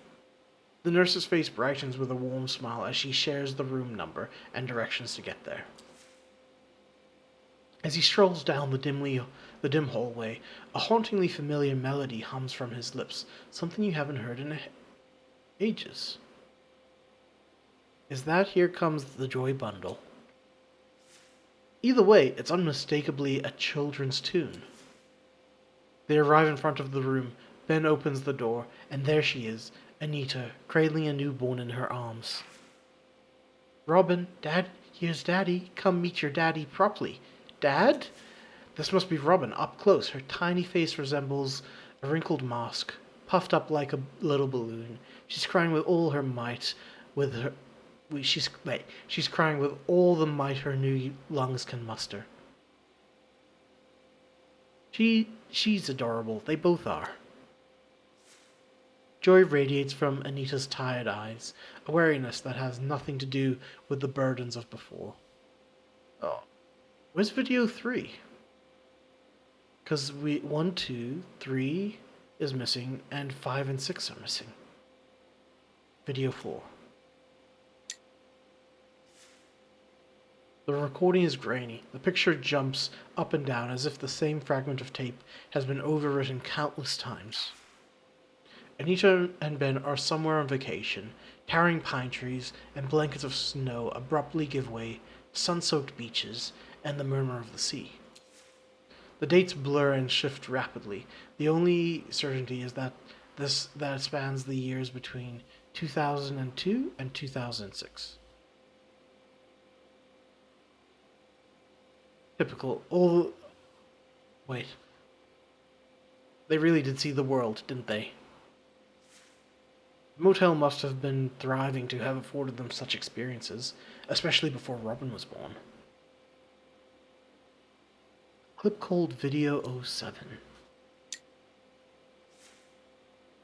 Recording flickers to life, showing a parking lot in front of the motel. Anitta and Ben standing among a number of people. The date reads the 7th. Oh, they must be the most important videos. The date reads 17th of October 2000. No, that doesn't make sense. Why would partying be her most important thing? To the right of the couple is a woman in her 30s, with a teenage boy and a small girl beside her. She's smiling, holding the girl's hand. That's the Anderson boy. Wait, could that be, what's his name? Frank. The crowd chants, speech, speech, speech. The camera focuses on Ben, waving at everyone. Thank you all for joining us in this greatest of all moments. Your support has truly been important to us. Special thanks to you, Barb. I owe you much, more than support. More than support. You, along with Frank and Riley, will always be like family to me. The camera zooms in on the woman with the teenager and the girl. She's smiling, but there's a hint of sadness in her eyes. The boy looks obviously embarrassed, while the girl hugs her mom closely. So that's Frank and his mom and Riley. Wow. And they've updated Frank Anderson. The tape seems full of surprises. You wonder what you'll see and hear by the end. Ben turns to Anitta. She's holding him under his... She holds him under his arm and they walk to the entrance of the reception area, draped in red tape. She pulls scissors from her handbag and cuts the ribbon while holding it with her other hand. The cameraman yells, "Now!" and the crowd erupts shouting, "The motel is now open!" Clapping fills the air, Some even clap their hands over their heads. Confetti flies around Anitta and Ben, the wind catching it and scattering it everywhere, like colorful snow made of pure happiness. God, I guess, why is my life so empty of these moments? What risks? Real risks you have taken so far? Here's your answer. Wait.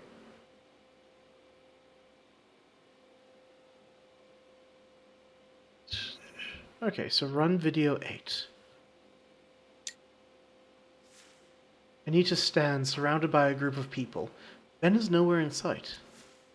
No familiar faces here. The ambience looks out... The ambience also looks out of Rue Valley. The date in the corner reads the 22nd of August, 1998. It's like a graduation ceremony. This doesn't look like an ordinary school, though. One of the people you've never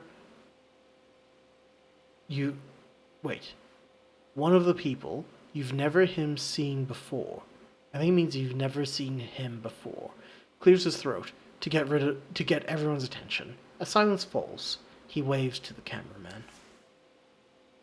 The recording shakes as the cam guy adjusts something off screen. Suddenly a song starts playing, muffled, like it's from a portable speaker.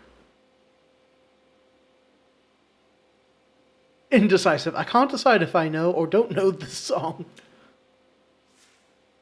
Does it really matter? He turns to Anitta, and this is a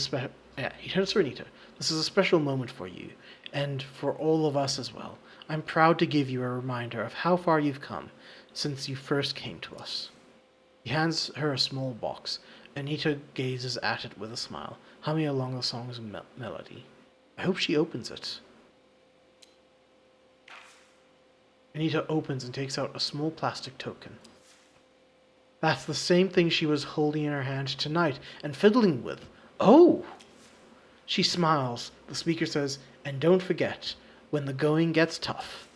The whole group shouts, "Turn right!" and they start clapping and embracing Anitta. Okay. So that piece of plastic's important to her. I didn't expect this. Anitta turns to the camera, waving the token while the song increases in volume, and nothing can be heard over the melody.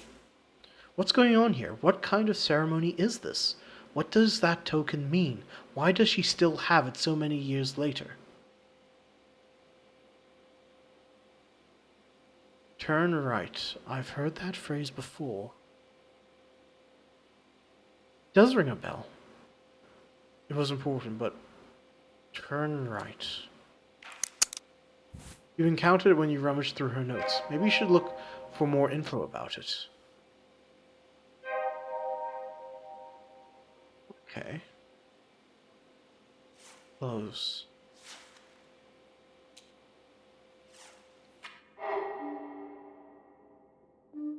So Anita's stuff. Congratulations, detective. You managed to dig up someone's past and obtained valuable information. Anita's forgotten things were kept in a yellow box with blue stripes. Maybe it was dear to her heart, especially this old camera. Anitta has a special song. Maybe she would like to hear it once more? Isn't there a piano in the you could test in the Cooper belt? You could test your musical abilities. Okay. Frank Riley is his sister, and his name is Frank Anderson. And the same with Riley. She's Frank's sister, and her name is Riley Anderson.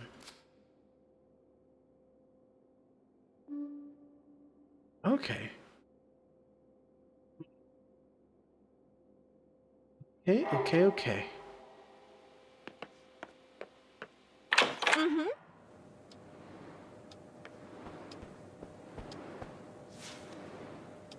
Of course it's urgent! Our guests don't have Wi-Fi, the credit card machines are dead, we can't access reservations. Sorry for interrupting, but I'm in a bit of a hurry. She looks at Hey, you. listen, I have to go now, so yeah, we'll have to manage without it today. I know, sorry. Hey, listen, I have to go now, so yeah, we'll have to manage without it today. I know, sorry. Bye. I guess there might be a bit of a bug here. They might just need to stop it from repeating. Hello, for us. Mr. Harrow. How are you? Are you ready to check in? I'd like to get into my room. All right then, let's get you into your room. So, number 6, the last one on the 2nd floor. Everything is ready for you. And this is your key card. I'm very tempted to skip all of this. Take the key card from her and sign the document.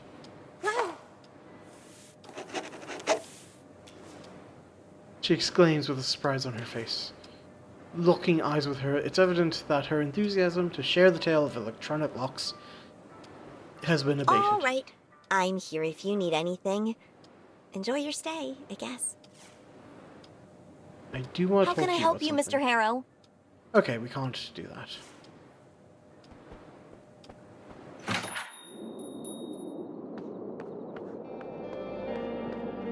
Okay. I thought maybe she would answer some questions, but she did not, so... Let's go to the Cooper Belt.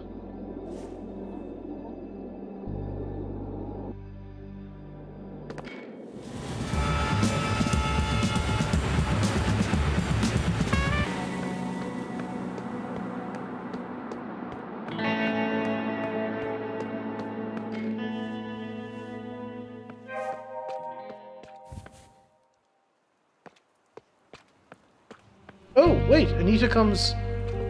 Wait, at 8:32...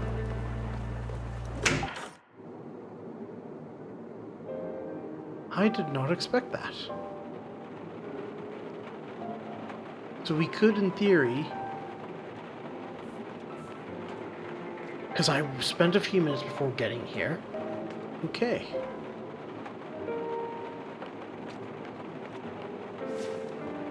Now this is something you haven't seen in a long time. An old jukebox, the kind that hums softly, like a sleepy animal.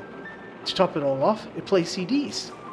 Best part, it's still on, still glowing, still alive. Look at the CDs in the jukebox. Every CD is an album, and judging by the layout, they're listened in the exact order. They were fed into this hungry, metallic gut. Okay. By Patico. Quantum Lullabies by Dr. Octavia's Paradox Ensemble. Smoke and Ashes by Mindful Flower Brigade. Broken Headlights and Half-Smoked Dreams by Little Leela Ray and the Drifters. Okay, I've thought of something completely different for that. Okay. No way. You know this one. This is your childhood. This is family road trips. Old highway lights sliding past the windows like ghosts.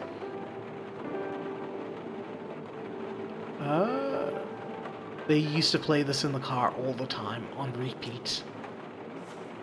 Nostalgia wraps itself in music. It's not just an album. It's a postcard from a life you didn't know you missed until now. Smoke and Ashes by Mindful Flower Brigade. This one featuring the infamous hit Gutter Saints, the anthem of 2023. played everywhere until your ears bled guitar riffs. You hated that song. Not at first, but it became background noise for the year you tried to forget. To be honest, it was a rough time. I was juggling a lot of shit. Life spins vinyl and skips tracks. You just tried to keep up. Quantum Lullabies by Dr. Octavia's Paradox Ensemble. You remember this one? Experimental sonic chaos packaged as genius, raved about by critics. It's kind of embarrassing to admit, but you wrote an article about them without listening to a single track. Not my brightest professional moment. At least you admit it. Regret is the entry fee to the whole of grown-ups. You're getting there. And that's a little bit... there's a grain of truth to that. Midnight Shift by Petty Gold. Never heard of it. Most likely some ambient filler, the kind you put on when there's no crowd to keep the silence from echoing off the walls. Could be a hidden gem. The only way to find out is to listen, and isn't that true for everything? Now comes the hard part, deciding which album to play.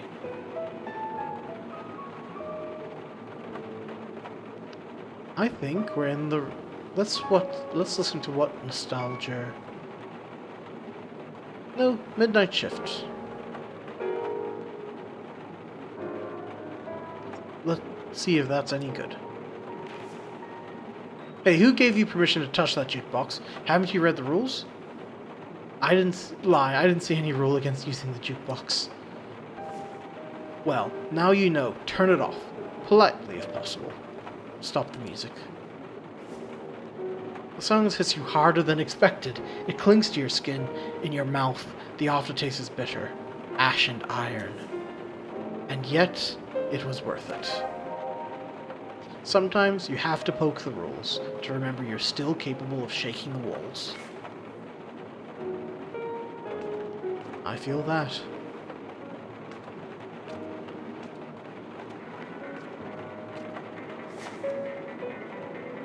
Well, leave the machine be. Okay, so that would be just to wait for things then.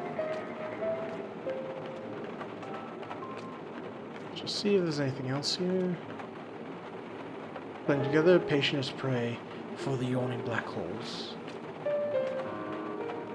Some kind of abstract art, or just an explosion of paint someone called expression. Kind of door you only pass through when you've got business below the belt.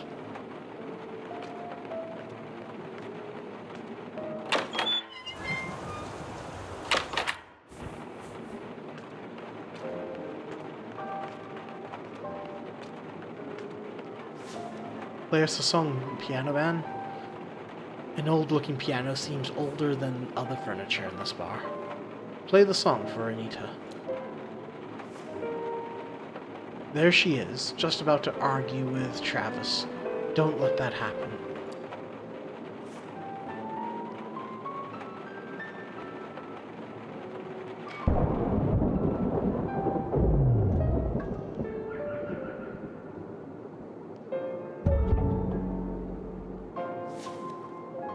Place your fingers on the dusty keys.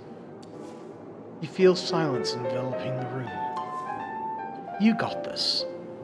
Take a deep breath. You breathe in the air, and the song comes into focus. Play the song. You close your eyes and let your intention lead you, and then...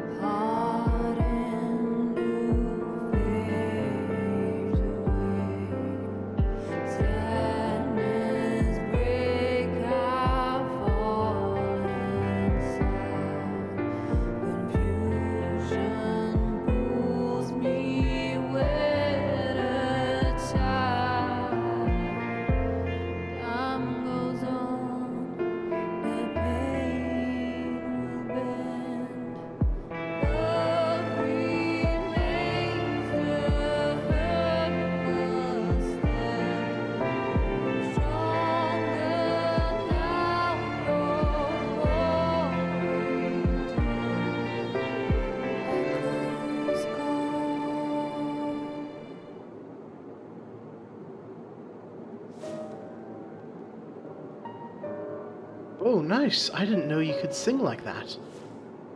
There's still a lot you don't know about me. Oh, so that was Anitta actually singing the song as we played. I'm gonna head to the roof. Oh! That was interesting. That was something. Do you think maybe now she will finally talk to you? Probably not, but let's see. Oh, he ended up coming back.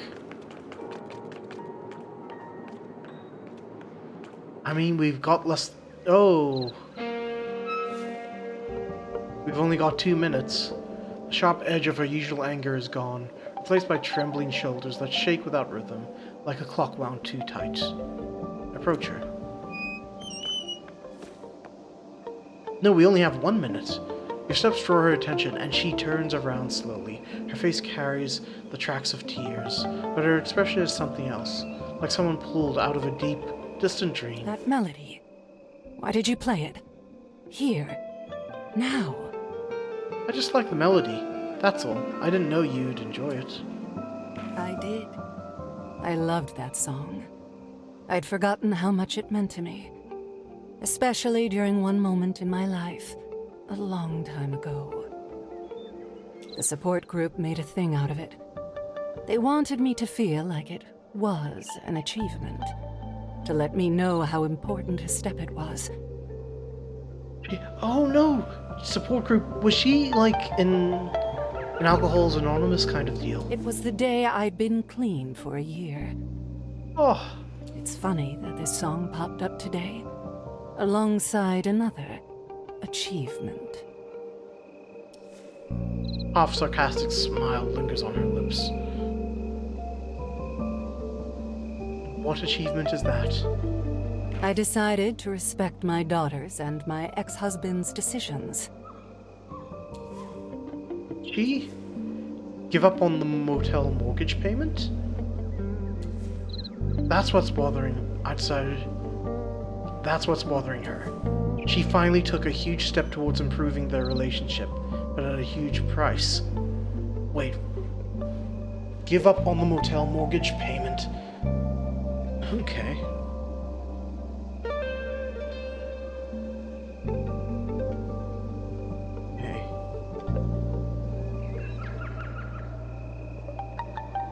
Okay. Wait, so she gave up on the motel mortgage payment? Or she's giving them the motel? Well, that seems like an achievement worthy of a song. This might seem like an easy thing to do, but trust me, in my case, it's far from it. Funny, you're the second person I've told all of this today. And that's not even the strangest part. The first person I told, someone I know and utterly despise. And now here you are, a complete stranger. I couldn't even imagine more opposite people if I tried. Maybe that's the thing, though. We can only be truly honest when the listener either hates us or knows absolutely nothing about us. There's a kind of freedom in having no expectations to live up to. I feel that. She glances to the side, her gaze distant for a moment, as if some thought finally clicked into place. Then as quickly as it came, it's gone. She turns back to you, smiling. Thank you for the song and your ear. You're welcome. I think I'll stay here for a while. A small token appears out of nowhere and starts flipping freely through her fingers.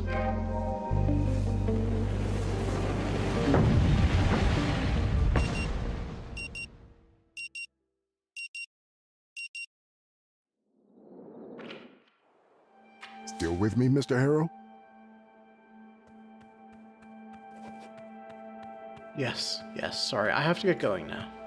Mr. Harrow, please.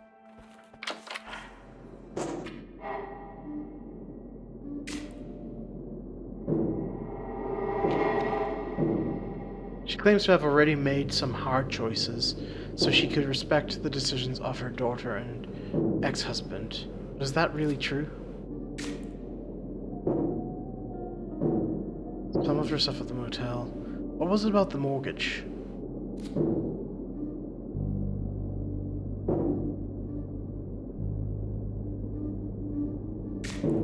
Owner of the motel.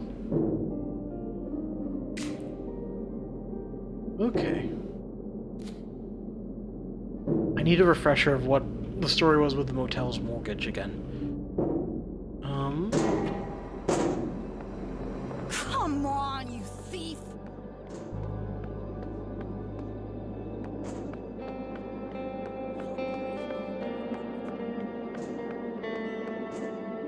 I need to put Frank's phone on charge, so... Knock.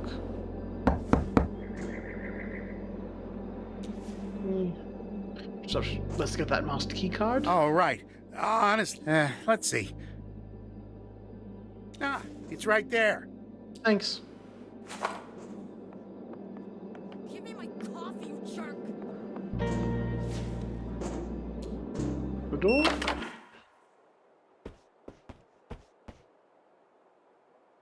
Can I put this phone on charge? Cobwebs on a cracked screen for a while. You wonder what kind of man would torture... Wait, the edges of the phone are worn and bruised like cobwebs. The cracks on the screen have been there for a while. You wonder what kind of a man would torture himself like this, forcing himself to see the love of his life every time he unlocks his phone. One who knew eternal love. No, he must be obsessed. And that's an understatement. Can I just use the bag to put the charger on? Frank's phone. Charge. There we go. We can always come back for it later. Close. I do like that it does record where his phone is. Also, it's good to know that we can get to the Coupler belt before... what's his name? Or Jason Burns does. So we can see what his conversation's all about. So. Let us go.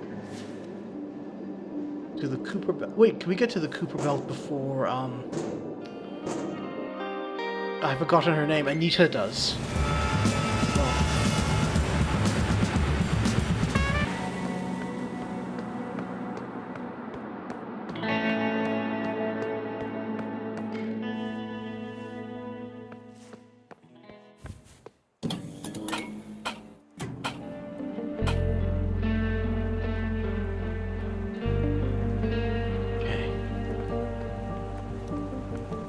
Oh! What's going on here? Yes. Yes, Richard. I don't care. I've already told you what needs to be. Some kind of token appears in her hand, spinning from finger to finger. Brief pause follows while she listens to Richard, daggers shining in her eyes. Give me just a moment. Then the daggers point towards you. Do you always eavesdrop on the conversations of strangers so flagrantly? Or am I a special case? If you've come for the bar, the entrance is right there. Just remember to wipe the sand from your shoes. Wipe at least 3 times. This is a bit of well, not quite whiplash. If you didn't come for a drink, move exactly 5 yards away from me. Upset. Something brewing in you. She has that way, doesn't she? Sorry, I'll back off. At least 5 yards. There's a whole firing squad behind the lady's eyes. You've no choice but to move away. She continues talking in a hushed voice, still casting an occasional glance towards you. That's probably who she told about. Like peering through a keyhole tempting, but ultimately intrusive. It offers you a fragment of a story not really meant for you, leaving just enough room for misinterpretation. But sometimes it reveals the truth. Managed to get some info eavesdropping on her and the big guy. Now go back once she's on the phone again and hear what the fuss is all about.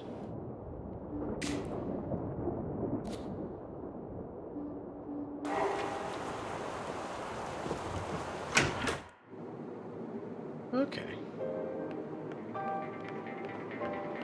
Let's talk to the big guy then.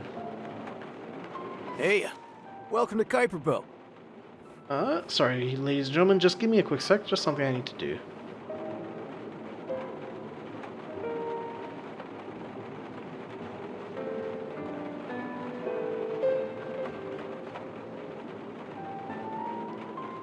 It's weird knowing that we touched her heart and now everything's back to zero. Let's see how we go. The man gives you a smile full of glistening white teeth. There's a certain vibrancy in his rosy cheeks. Like he's so full of life, he'll just burst. I'm Travis, and you look like you could really use a drink. Yeah, get me a drink. Sure thing. What do you want? Our bar is top-notch. Not even Bothwood has some of the stuff we have.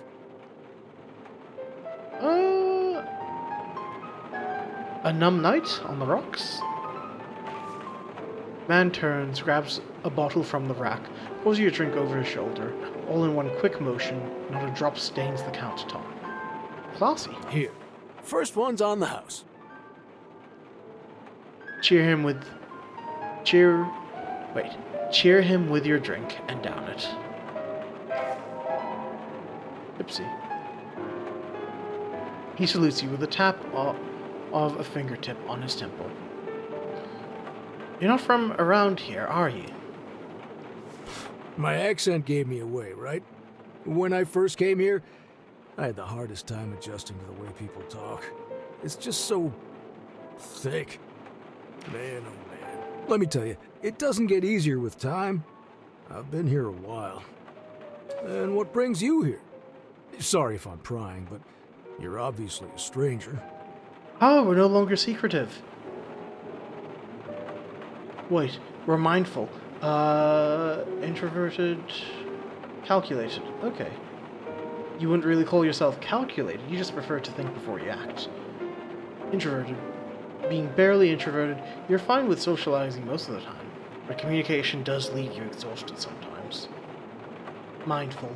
You're aware of emotions, and don't pretend they're not important, but you won't let them overwhelm you. Okay. Hopefully I won't be here. Wait.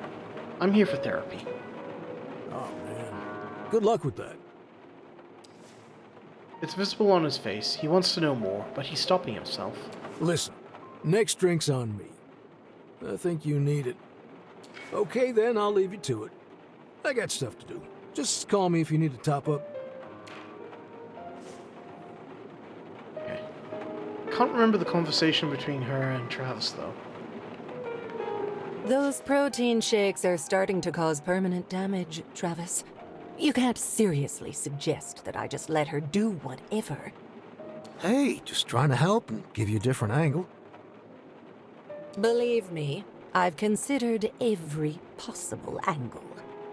Probably talking about Robin. Token appears in her hand and starts spinning from finger to finger. You just stand there. She'll chase you away like before. Pretend you're a regular at the bar and do something inconspicuous. But what? Throw a dart or two. Just be careful not to get so distracted by the conversation that you throw a dart at them. It can't be all that bad. Not all bad.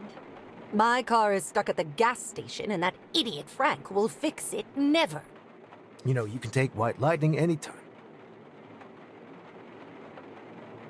Wait, what? Oh, that's the new car that we steal. Guilt her, then should have given my car. Oh, damn it! I wish I could have given my car a name. That man has a soul of a poet. I don't need your car, I need my car. My notebook is in there. I forgot it because Frank wouldn't stop fucking yapping. That notebook is like my external memory. Without it, I'm operating blind. For fuck's sake, it's like the universe is against me today. Oh, if only you could tell her how it feels when the universe is truly against you. Like, when it makes you live an evening over, and over, and over again. I don't want to think about it. Of course. Travis snaps his fingers like he just had a brilliant idea. Your train of thought has been derailed and is now a flaming wreck. You know what we're gonna do? Yes, that's right. As soon as the roadblock ends, we'll close the bar for a while and drive to Maxine, so I can pick up my notebook. She must be reading his... Wait. This woman really knows what she wants. And is not afraid to say it, very loudly sometimes. This way we'll solve at least one bucket of shit that the universe spilled on my head. Those are some strong words for not having your notebook. Wait, there's more? And with names at that. Both Robin and Ben decided to surprise me with some very shitty news. Lady, when the universe gives you shit, learn to eat and enjoy it while it's fresh. Oh god. The mindset of a true victor in life. Ben pulled a major Ben, and I have to clean up after him. Again. And Robin, she's even worse. Remember all the hoops we jumped through for her? Well, she just spat on all of it. Hey, they're both grown-ups. Maybe let them deal with their own mess? As I said, those protein shakes are getting to you. I let Ben manage the motel after the divorce. I let Robin stay there with him. And this is the result.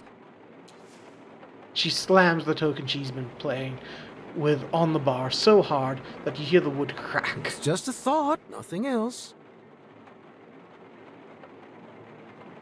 Okay.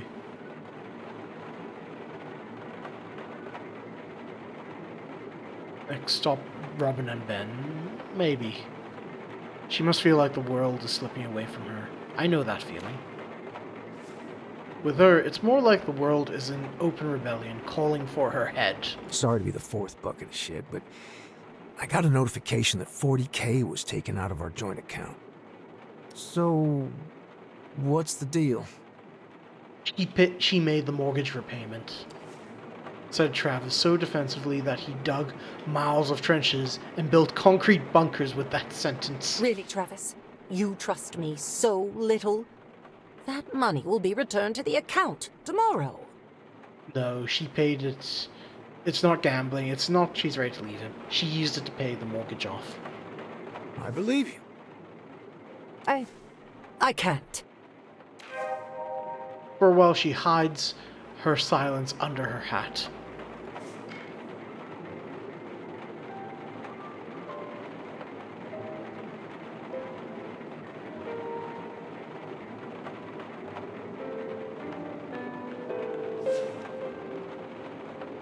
Okay. We can't play again.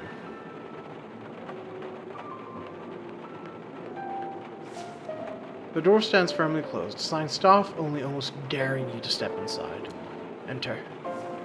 Locked. Okay. Well, I think let's play a bit of the arcade while we wait for the next fellow to come in. We're starting to get used to the repetitive sound of the arcade machine. In fact, any type of repetition bothers you less. Play the game to kill time. Until the loop ends, I guess? Judging by its appearance, this is an old arcade machine, God knows from when. But after starting it for a brief moment, you're unsure. 2 joysticks, a battlefield of buttons, tiny metal toggles, sliders worn down by raw plastic. Take a closer look at the machine. This isn't a game, not really. It's a cockpit dressed as an amusement. The interface is way too complex for anything casual. Screen blares. Lander Simulator 3. Insert coin. Insert a coin. The machine whirs to life. The introduction screen prompts you to choose your craft. Space Shuttle. Looks difficult, but hey, it's just a game, right? Familiarize with the controls in our tutorial by piloting the experimental aircraft PHS-1, which contains the features of all 3 crafts. Let's give this experimental bird a quick spin. A strange sci-fi vessel fades in. Third-person view. You take the yoke. The screen floods with control indicators. Feels like you've got the hang of it, maybe. Quit the tutorial and start the game. One hand grips one of the joysticks, rubbed smooth by years of failed attempts. Your hand hovers over a minefield of buttons and levers. The countdown begins. 3, 2, 1, go! And the screen morphs into your selected vehicle. A dizzying HUD flares to life. Altitude, wind, direction, inertia. The timer ticks ominously in the corner, merciless, unblinking. It's not just about the cleanest landing. You need to master the fastest descent if you want to score big. Ignore the timer. Try to land it gently. Take a breath. Steady your hands. Guide the machine downward, like it's your own trembling heartbeat. That went about as well as expected. The screen flashes. A grim report card. A long list of failures. Critical. Embarrassing. Absolute. Then it shows the leaderboard positions. 100 through 90. You're at 100. Barely made the cut. Oh, let's try again. Now you're taking it seriously. Practice. Discipline. You have no choice. You could also revisit that tutorial.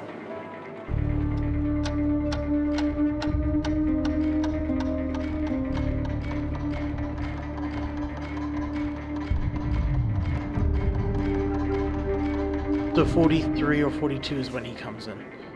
Step back by the machine. There are other things waiting. More urgent, or at least more real.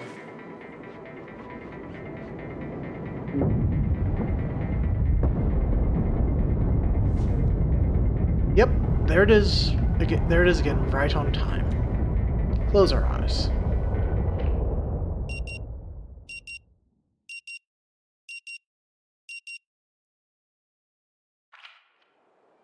Still with me, Mr. Harrow?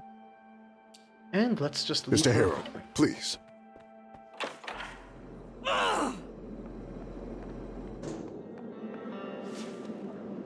Oh, we're going to the Cooper Belt. Give me my coffee, you jerk!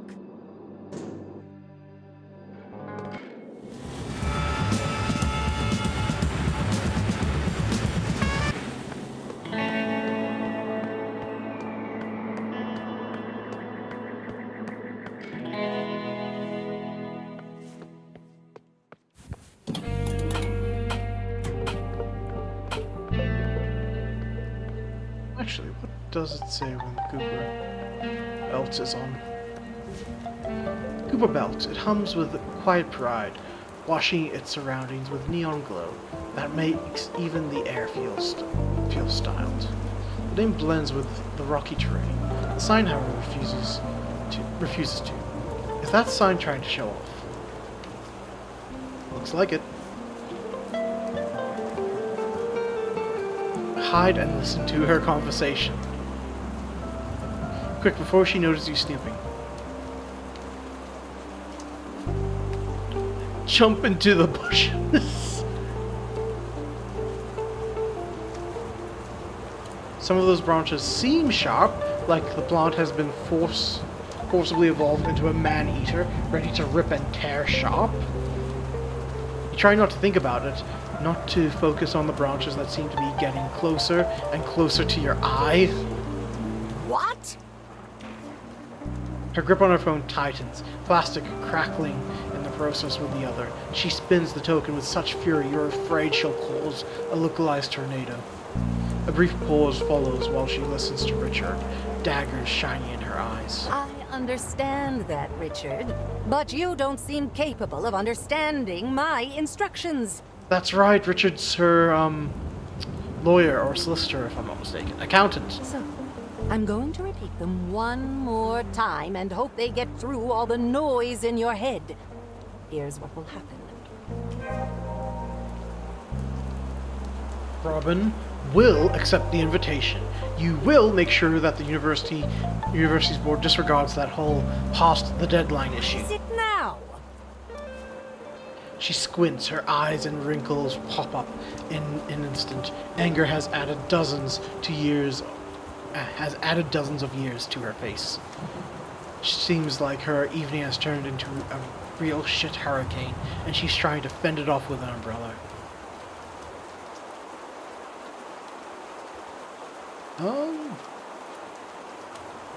Seems like life...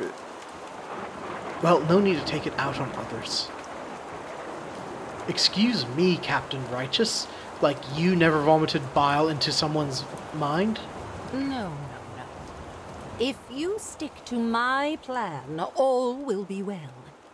If you stick to my plan. The token in her hand stops spinning, and she grips it so hard that you see her skin turn red. That flesh-hungry stake posing as an innocent branch has gotten so close to your eye that you can barely see the lady anymore.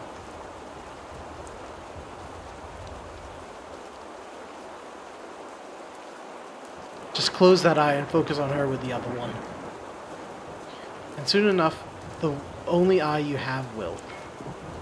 You know, endless wisdom is not a guaranteed side effect of one eye loss. Before the man-eating shrub gouges out your eye, the cold is ended with the angry press of a manicured fingertip. The tyrant has issued all the orders, it seems.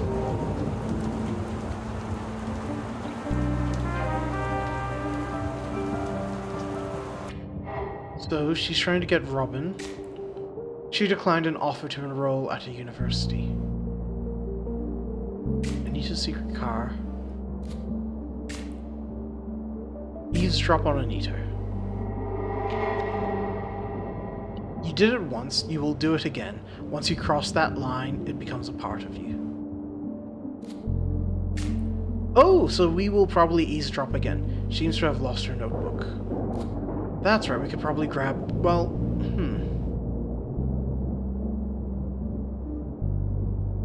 Okay.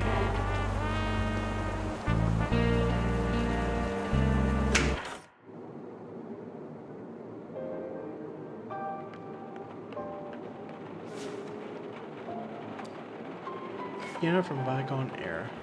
I need to get... what is it? To... hangs low, but just out of reach. What I need... wait, actually, check available Wi-Fi connections. You see a single Wi-Fi connection, strong and steady, like a beacon in a digital haze. However, outer net station hides the signal behind a password. Someone around here ought to know it. Ask the big lug behind the bar for the password. Well, that, but also, maybe it's on the notes. No fun allowed, period. Best not to disturb them right now. Then... let's just wait and play. Oh, come on, not till the loop ends.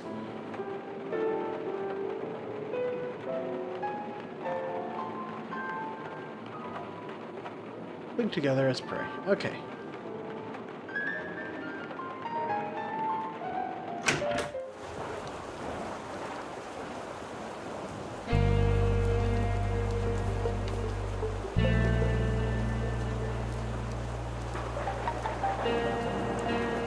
What I'm waiting for is some of the loop to keep on going.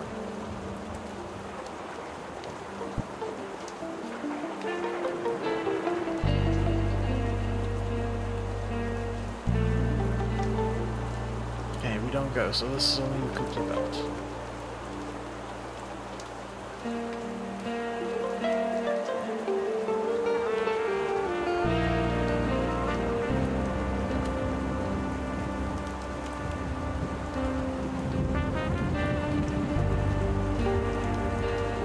What everyone says buried under a layer of graffiti.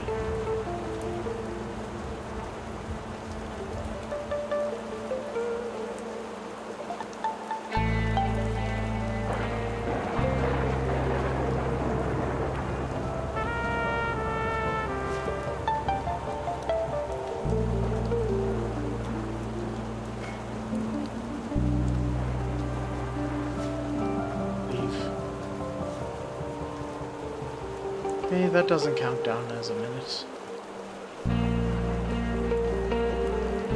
I think there was a way. Oh wait, actually. Eagle Eye Shield Max, capturing details in the best iris reflection.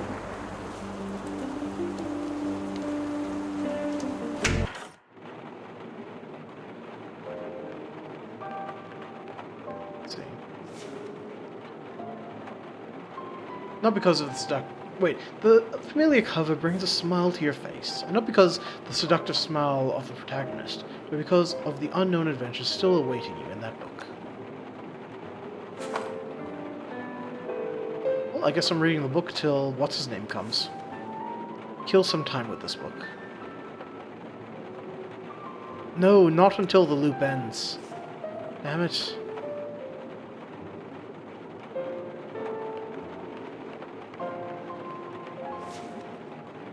The chair invites your butt cheeks and you can't wait to casually lean on the bar. Sit. Oh, this is how you do it. With a squeaking friction between your pants, the leather seat, you place yourself on a surprisingly comfortable chair. Wait until something interesting happens. It's hard not to be distracted by this woman's intimidating presence and the bartender's muscle ratio, but you manage to let the time pass. Should have come here earlier.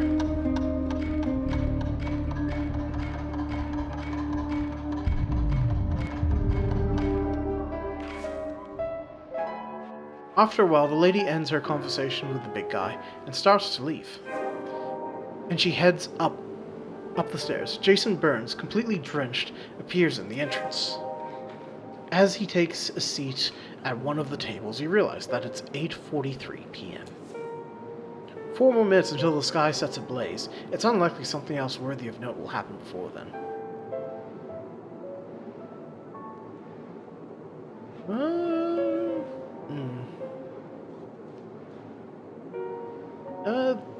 Actually, should I use 4 more minutes? No, I might just come back and just do one full loop to make sure nothing else happens, but yeah, best to use these 4 minutes here. Get up.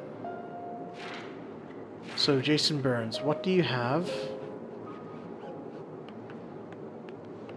He's not doing anything just yet. Okay. I could just ask him what the password is. Welcome to Kuiper Belt. Oh, he is still annoyingly full of life. I'm Travis, and you look like you could really use a drink. Hey, so, what's your Wi-Fi password? Sorry, buddy. It's reserved for guests only. Rules are rules. He just points his thumb at the framed signage on the wall, like that's the answer. That answers everything. We can quench your thirst as well as your curiosity. It's just a 1-drink minimum. Okay, pour me a glass of your finest water. I see you like living dangerously. Good on you. The password is Kuiper's Cipher, all lowercase. Shh.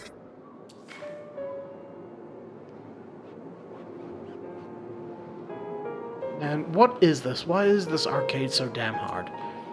That's because it's not your average arcade game. Continue. What you're looking at is a state-of-the-art landing simulator, built to replicate real-world flight descent conditions with surgical fidelity. You don't exactly look like an astronaut. What's this thing doing here in a bar? It fits the vibe, don't you think? Super tech in a place themed around what tech's made possible? I'd say it belongs. I give it a go sometimes. Not great at it, but I can get the paraglider down in one piece. Most days. Wanna bet I'll land it faster than you? No need for a bet. I believe you. I never chase the clock. I just aim for a safe landing. The timer's for folks looking to etch their name in the high score table. Now you've encouraged me to try again. That's the spirit. Good luck. Okay, 3 more minutes left. What can you tell? Well, no, Anitta Lopez. So Anitta seems a bit prickly. Is that normal for her? Anitta? Yeah, she's tough. No question about it. In every sense. She can lay down the law, push you around when she feels like it. And I'm alright with that. It's part of what pulls me to her, along with everything else. But for one reason or another, she's been really mean to me today. I know, I felt her wrath firsthand too. Instead of answering, he just nods, lost in thought, like he's turning something over, weighing it quietly in the depths of his mind. Hey, mind if I ask you something? I could use a fresh set of eyes on this. Now I've seen it all. A bartender asking me for advice. As you probably figured out yourself, it's about how Anita's been acting today. I can handle her being tough. Everyone's entitled to a rough day. But it's not every day you find out someone you love just pulled a huge sum out of your bank account. And even that I could tolerate, but when I asked for an explanation, all she gave me was a "trust me." And you don't trust her because what exactly? It's not that I don't trust her, it's just that's not like her. It's out of character. So what do you think of this whole mess? Any ideas? I don't want to sound like I'm sticking my nose into your personal business. Well, I asked you for an opinion, didn't I? Okay, I'll need to get rid of secretive. And I know exactly how I'm going to do it. I see. Anyway, appreciate the input. I've got some things to take care of around here. Hit me up if you need a drink. I should have taken awkward instead of secretive. Okay, what can you tell me about Dr. Fink? Casts a long glance at you from the rim of the already spotless cup he still cleaned. Not much. Anita was, probably still is, angry at Ben for giving him a better price for a long-term stay. That's the extent of it, really. Well, there's a bit more. Some of Fink's regulars come to the bar every now and again, after their sessions. They've got nothing but praise for the man and his methods. So I thought about starting counseling with him. Don't get me wrong, my current therapist is amazing, but I prefer to have sessions in person. Didn't work out though. He doesn't take new clients unless they're assigned through the Ministry of Public Happiness referral system. So I am just stuck with my therapist. So you have a positive opinion on therapy. Of course. There's that old adage, healthy mind and a healthy body. You can't have one without the other. If his body is any indication, his mind is bursting with health. Don't want to sound arrogant or boast, just giving you an example from my personal life. Disclaimer done. I know it's hard to believe it when you see me today, but I was a slob, both in mind and in body. There were days when I couldn't get out of bed. Didn't see the point. There were days when I drowned myself with food just to feel that shred of the cheapest possible happiness from the dopamine kick. I'm here and not in a psych ward and or diabetes ward because of therapy. Only because of therapy. Just the idea of all that talking about myself makes me feel uncomfortable. Hey, I get that. I do. It becomes much easier with time. And eventually, when you speak, you'll feel like you're draining pus from an ulcer. Just because therapy helped me doesn't mean it's the right jam for you. Thanks. No prob. I like him. He's a good man. Care for a drink, perhaps?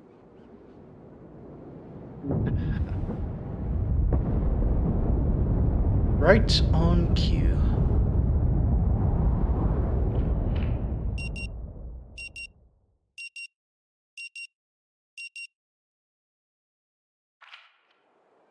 Still with me, Mr. Harrow?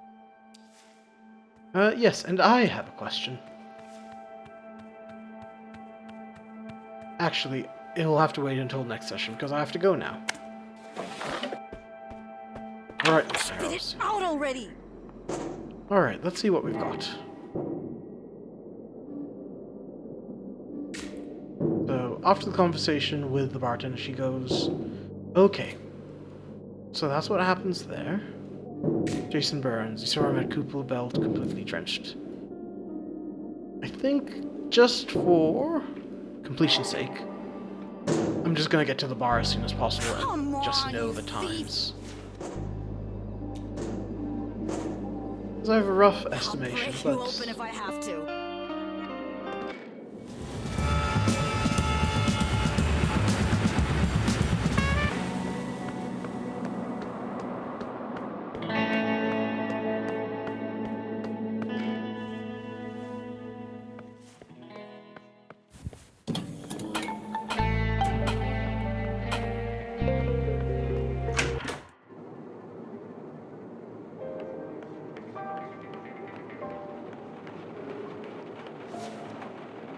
let's wait and see what else happens. Get lost in the absurdity of the size of the bartender's hands compared to the glass he's cleaning. Time begins to pass. After a while, as you start to get bored, you notice a tall silhouette with a flying saucer-sized hat enter the bar. Check your watch. 8:25 p.m. You make a mental note of that. And that's everything.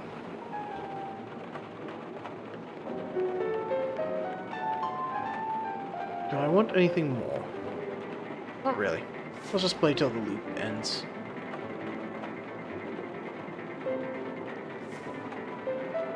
Or I'm going to break my own record. That's the spirit. Cocky, hopeful, tragic.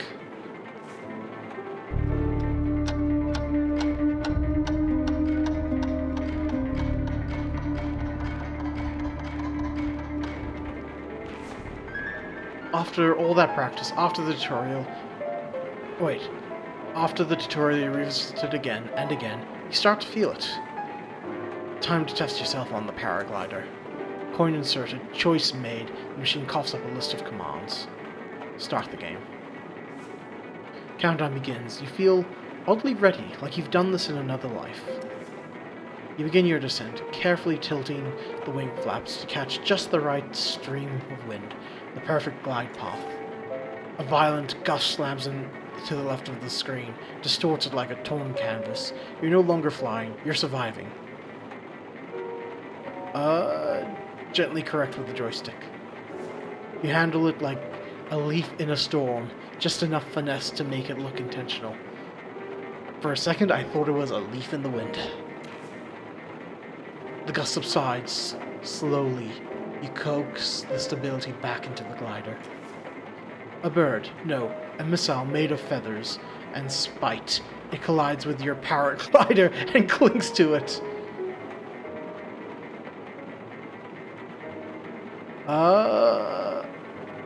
Do nothing? Just let it sit there. It grows bored, disgusted. Eventually, it flies away, feathers molting in shame. The runway looms ahead, getting closer.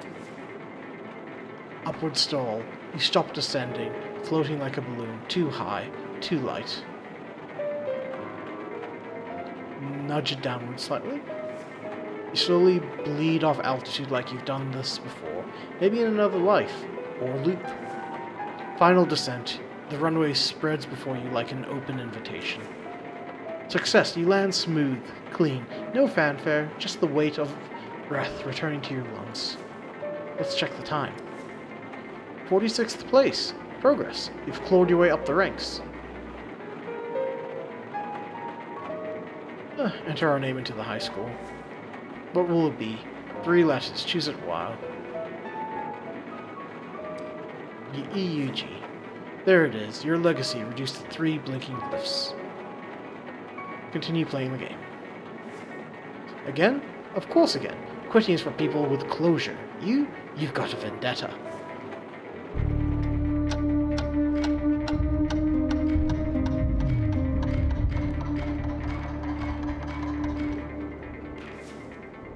Enough for now. You've tasted simulated descent. Time to return to the descent you can't control.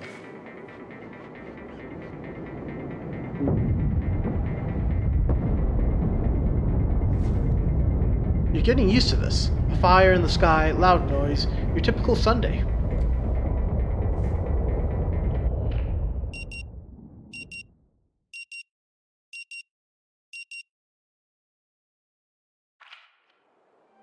Still with me, Mr. Harrow? Yes, sorry, but I have to go. Mr. Harrow, please.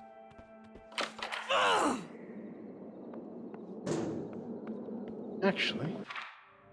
No, not that one.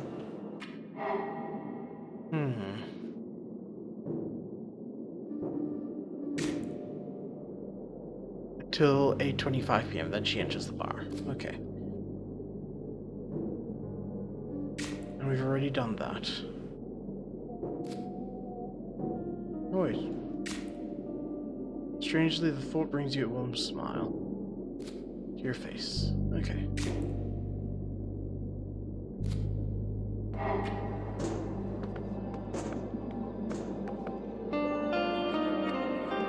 What am I doing? I am actually going to get Anitta's journal. Spit it out already! Drive south. Come on, you thief! I don't know if we'll be able to do it in time.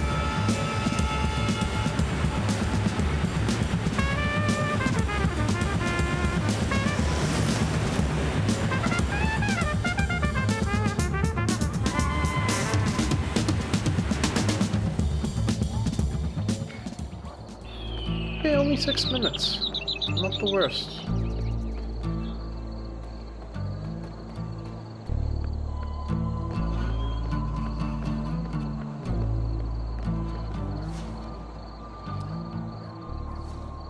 Use your way with the wire to get inside the car. Pick up the notebook again.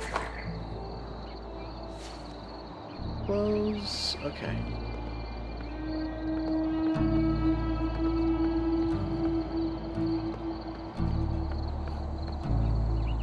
For better or worse, you've got more than enough gas to keep moving for the next 47 minutes. Good to know. Let's go to the Cooper Belt.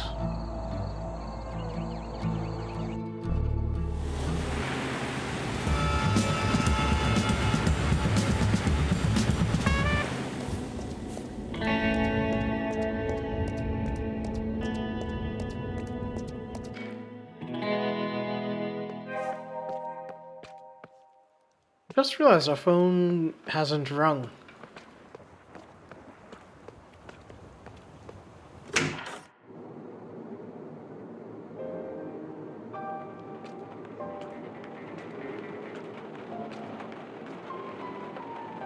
Luckily, you're in a time loop. Next time you can try a more inconspicuous approach. Is there no way to actually give her the...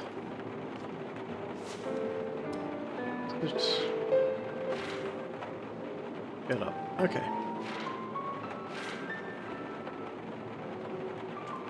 Might as well keep on reading. Take the book. We can give her a notebook afterwards. Okay. Lilith revealed. Kill some time with this book. Until Anitta goes to the roof.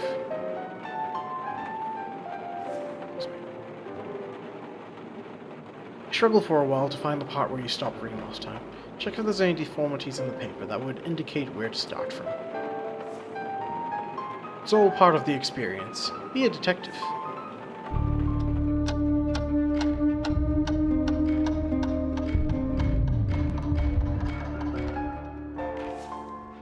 Word by word, you reach the end of a chapter, eagerly awaiting the next one. But enough for now. Let's see if we can give her her journal.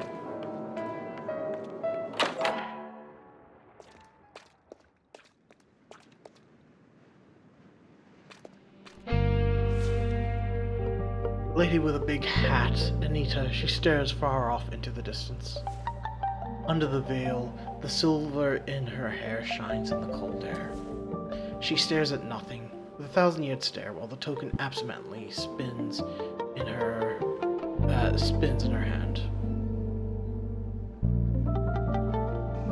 Okay, nice view. The bar is downstairs. Her voice is razor sharp and cold. She doesn't want you here.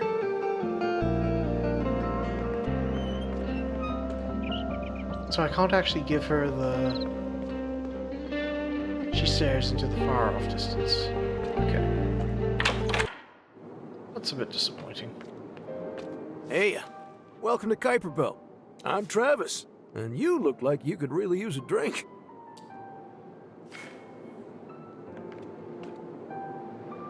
But I can't listen to his conversation, then... Okay, let's just see. I'm a little bit stuck on where to go next. Oral Destiny, Guiding Light. You have a way into the house, albeit not the fastest. In the best case scenario, you only have a few minutes to spend inside.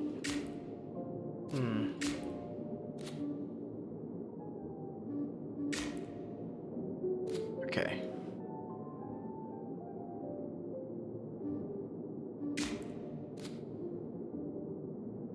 So...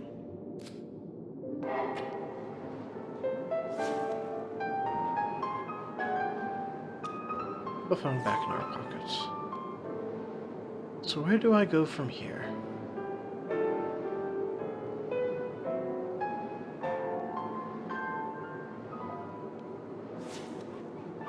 Well, some time with this book. Till the loop ends. As the words grab your attention again, the world around you starts to fade.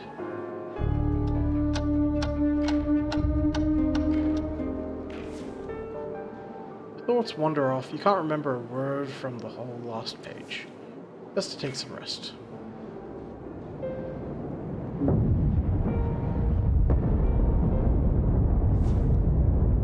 There it is, the good old fire in the sky.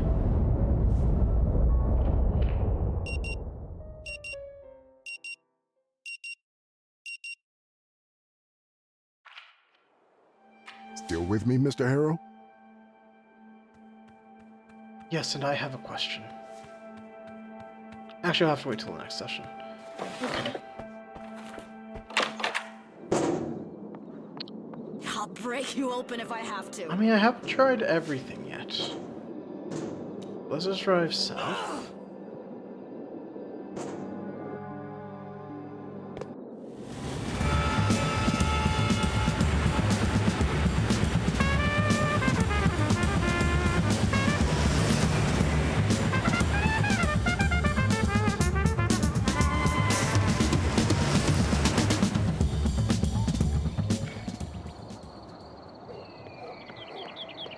I didn't know you could use WSD to move around. Okay. So... actually leave... play the game until Riley comes back. Until she arrives. Squish them up.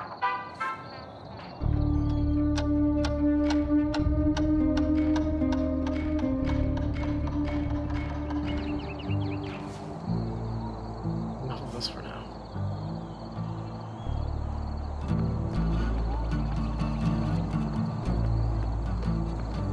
Oh, we can't actually talk to her. Okay.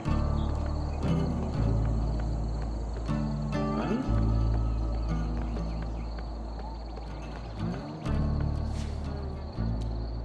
The wire to get inside the car, pick up the notebook again.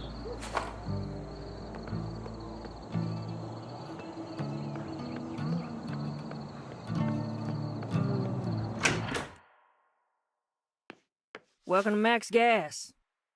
Just kill You time. need some help getting gas in that city car yard, or you don't want... Keep silent. Okay. What's that? A casually abandoned ledger lies on the counter, left out like a leaflet or a cheap magazine. She either feels completely safe, or the sparse numbers aren't worth protecting. Okay. And I think that's everything, so... until the woman from the vending machine enters the shop. Wish them well. Let's see what the full story is.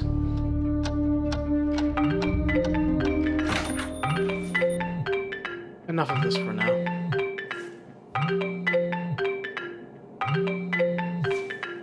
Put it on silent and ignore it.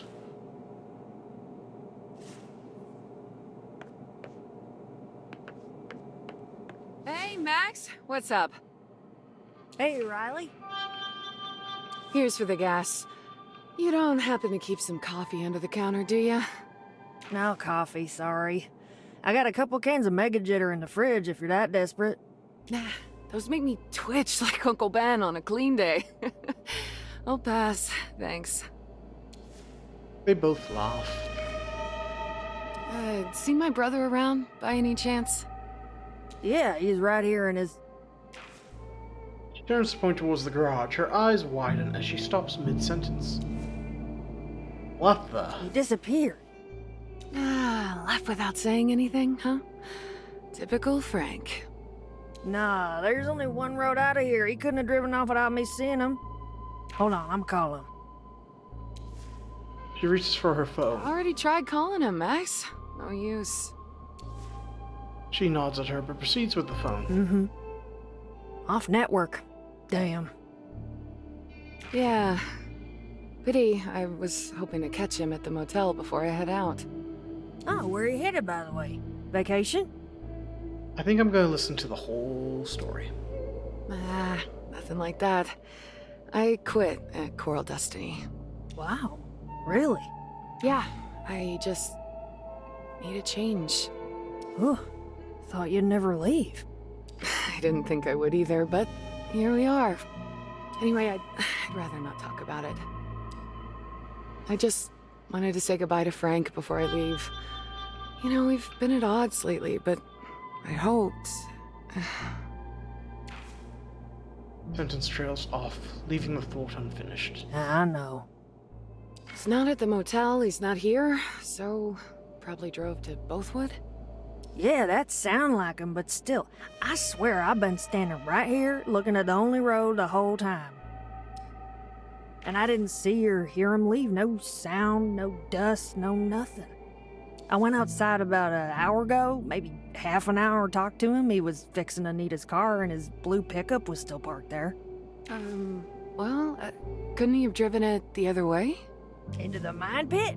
I would have heard that for sure. She looks towards the pit. Besides, the fencing's intact. Weird for sure, but it's Frank. There's always some sort of twist. They both fall silent for a moment. Hey, I know. Let's check the security camera footage. We'll see when and how he managed to disappear. Oh, great idea. Let me see. Need admin access to rewind. Just a second, need to log in. She starts typing on her keyboard and mumbling to herself, probably trying to remember her password. I think I added some numbers at the end. She mutters to herself. Oh, shit. Rain. And I'm on a bike. Sucks. You in a hurry?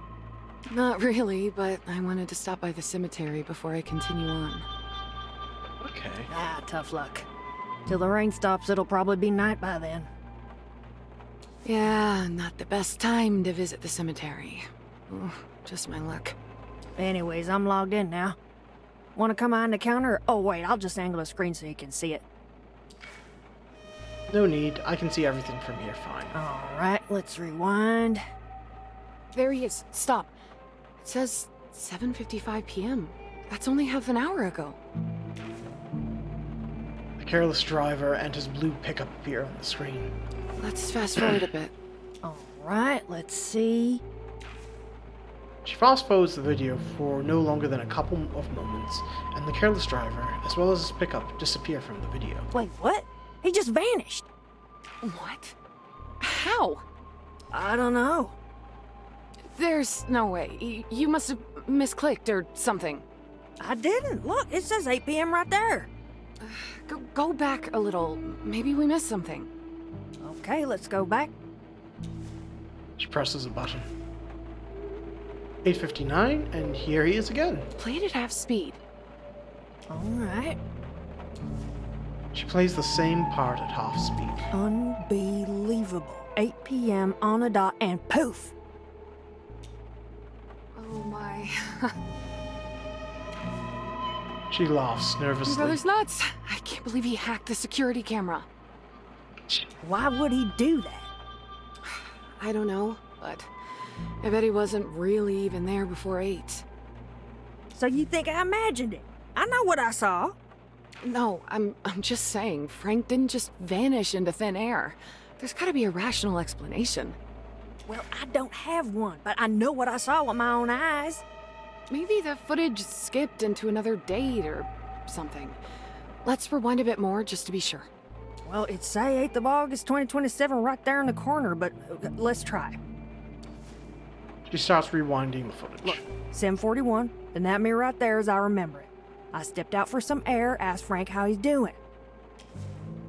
Clock on the screen keeps ticking backwards. Around 8:25, Jason Burns briefly appears in the frame, walking out of the gas station, in reverse. Wait, who's that? Just a rando customer dropped by to ask something. No idea who he is. She's stumbling over her own words. Is she hiding something? Oh, all right.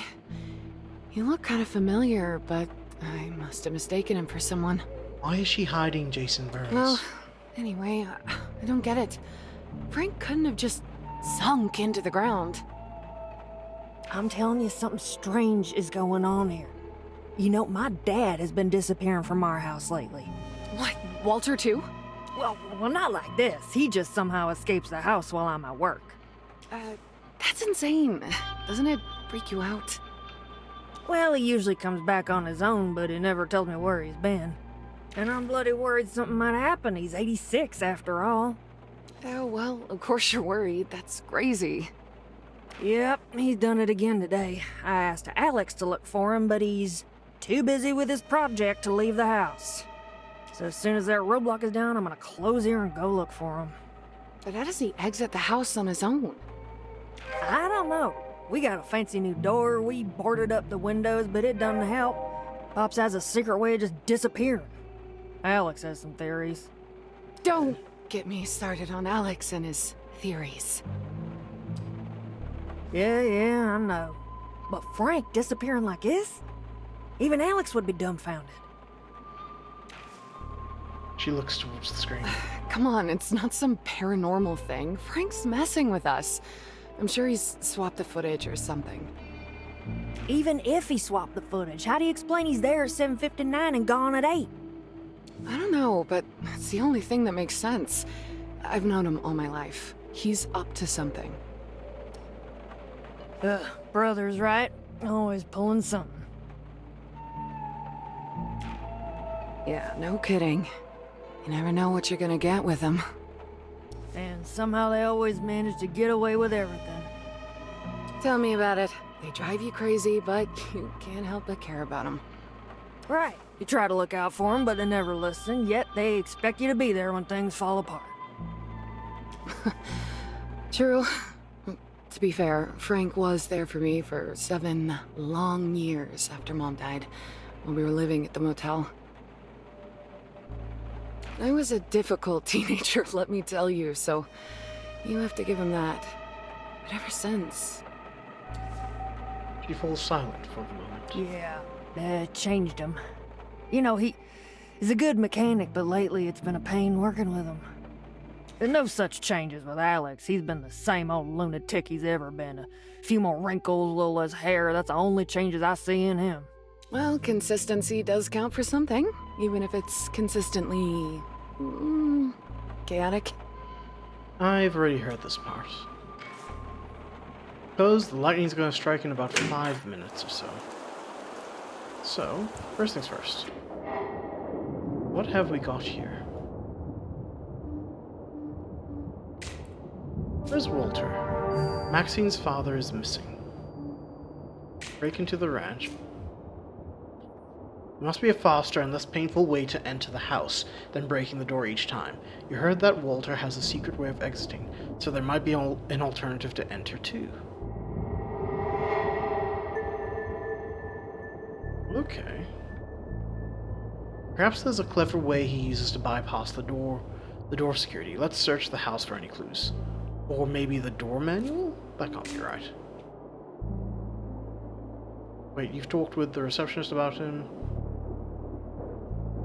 Maxine's acting strange about Jason, the dumper Burns, who's captured on the gas station CCTV at 7:30. You've talked with the receptionist about him. He's a regular at the motel and seems to have quite the reputation in Rue Valley, being someone connected to the Apex ore and the failure of Rue Valley aquifer. Staying in motel room 5. So maybe we might have some questions to ask for him. Okay.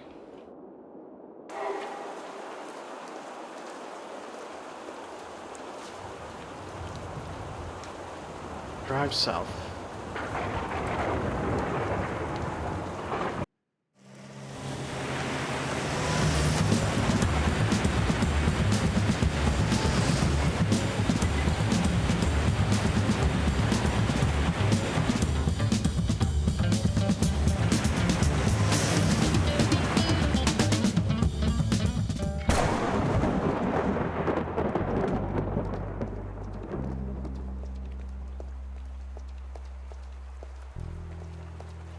Oh, lightning. Okay, wait, she leaves. Is there a way for me to wait at all?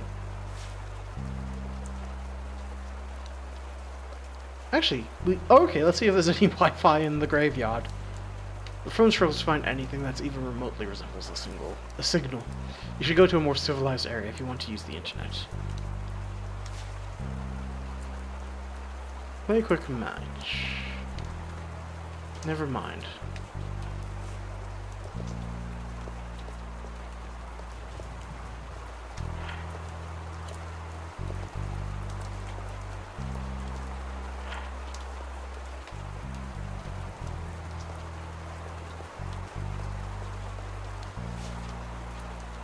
Walter's grave, still green with hunger for his body, turned cadaver.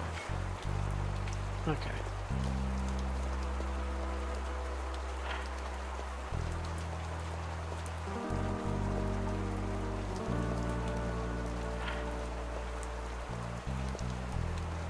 Is there no bench at all here?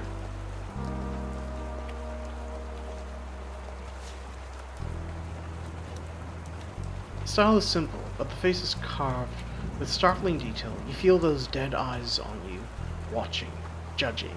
The miner's stern expression makes you want to salute him. You almost do, but there are saner ways to show respect. At the base of the statue, a plaque. It's dirty, some letters fading, but still legible. In remembrance of the miners who lost their lives in a tragic accident beneath the earth they labored.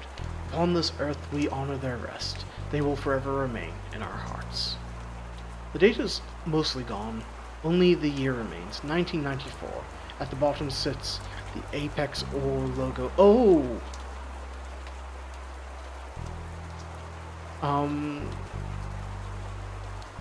Must have been a big accident if Apex Ore felt compelled to commemorate it like this. True, you can only hope that it was big enough for them to overhaul their safety protocols so it wouldn't happen again. Just a bit of reality check. It's easy to say sorry, it's a lot harder to reduce productivity to make sure people stay alive. But that might just be the cynic talking in me.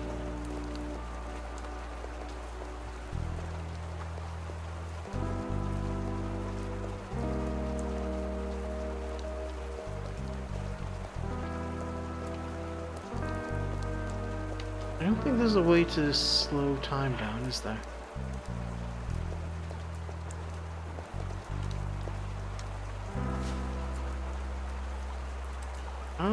We'll wait till the next loop. Till the loop ends.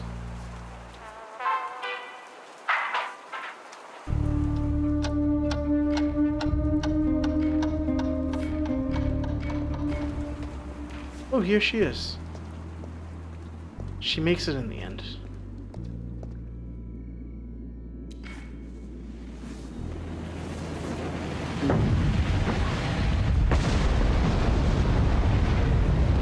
Yep, there it is again, right on time.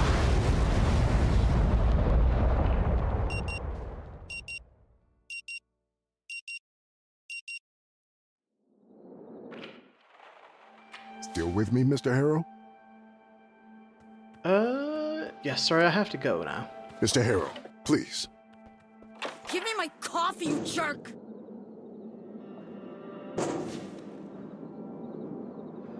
Where's Walter? Report Walter's disappearance to the police. Bothwood Sheriff's Department, Deputy Sheriff Cody speaking. How can we help? The man sounds just bored out of his mind, like you've just interrupted his hour-long stare at the ceiling fan. I want to report a missing person. Right. Is that person an adult? Boredom seeps from the deputy. He's every word. You wonder if he's present mentally or just going through a remembered checklist. Yes. So, right here, adult. Has it been more than 24 hours?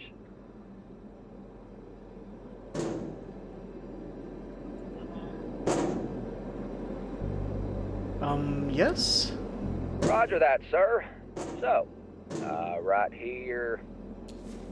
He continues mumbling to himself. Alright, what's the missing person's name? Walter K. Cousin Walt's missing? Again?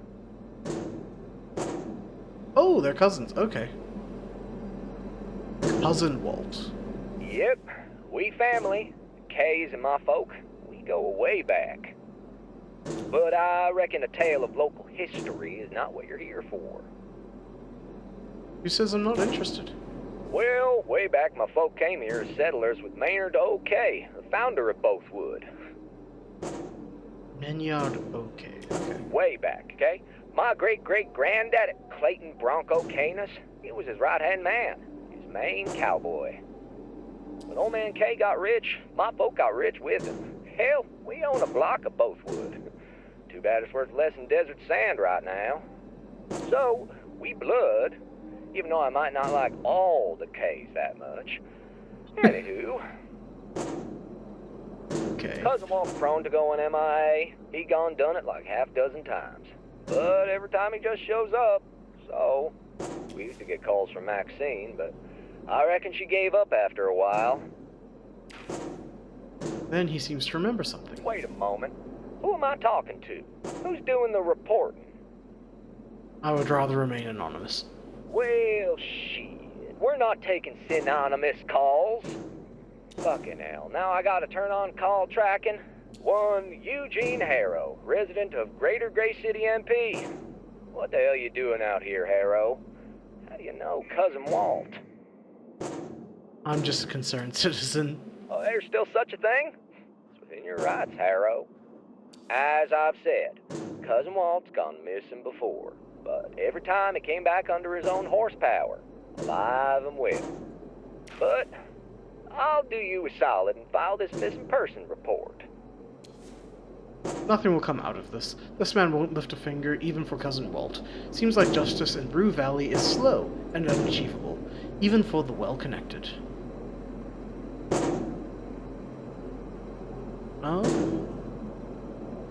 Secretive. Thank you for your service. Only doing what we're here for. That, the line is dead. Okay. Spit it out already! So, go to the K Ranch and figure out how on, he you gets thief. through the door.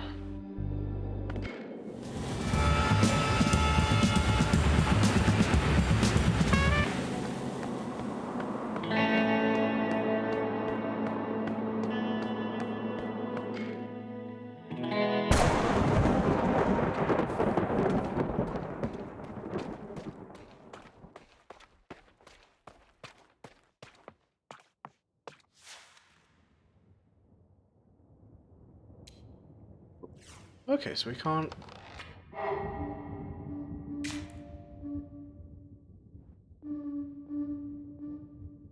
Search the house for any clues.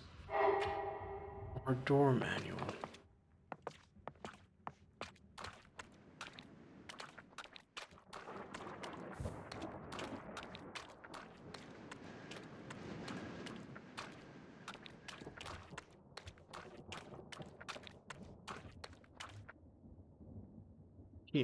It's forward. Okay, maybe the answer's inside the house. Because if we were able to get in now, we go from 2 minutes to at least 10 minutes. Wait, walk away. They even have bars on the house. Okay. Dignity lingers in the tall frames through iron bars. Dignity lingers in the tall frames, though iron bars twist them into something prison-esque. The dust says nobody's touched it for ages. Days of rocking back and forth are long behind us.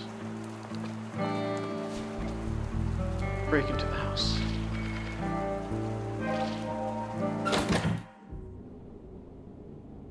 This.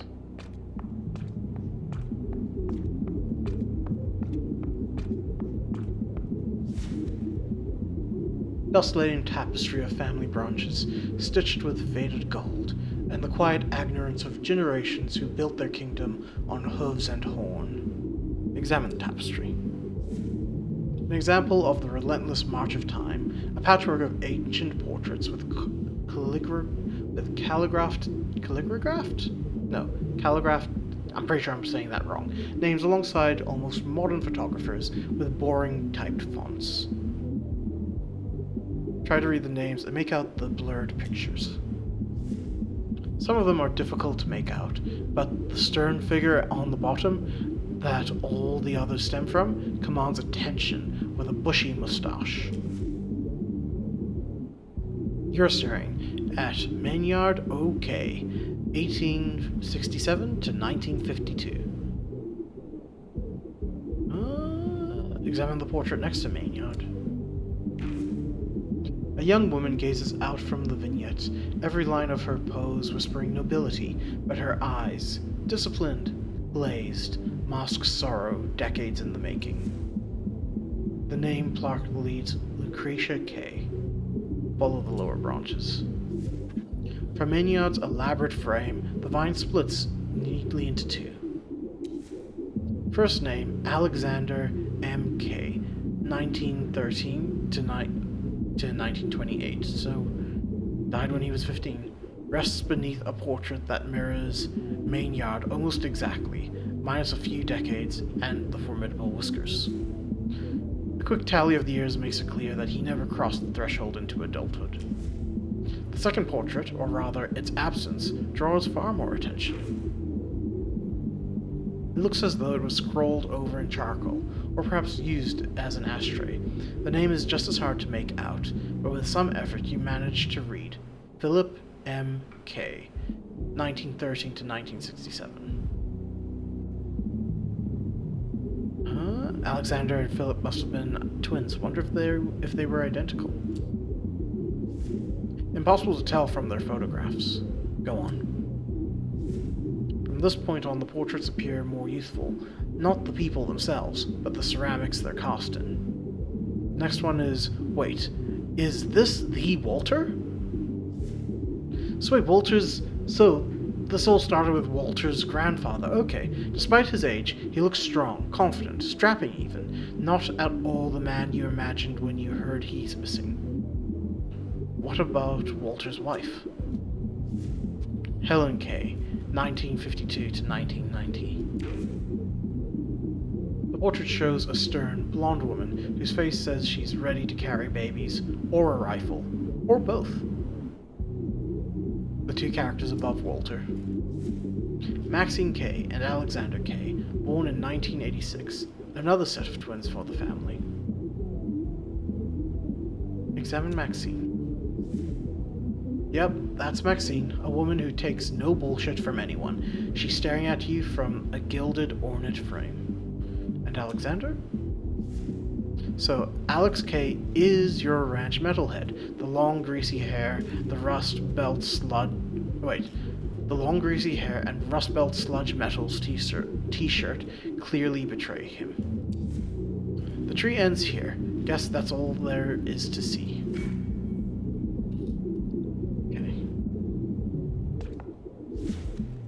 When someone stuffs things into a corner like this, it's usually to forget about them. Or just to move them aside temporarily with the promise that they'll be sorted out later. And they never get sorted out. Everything looks half forgotten in this house. It's easy to forget things when everything around you is already falling apart.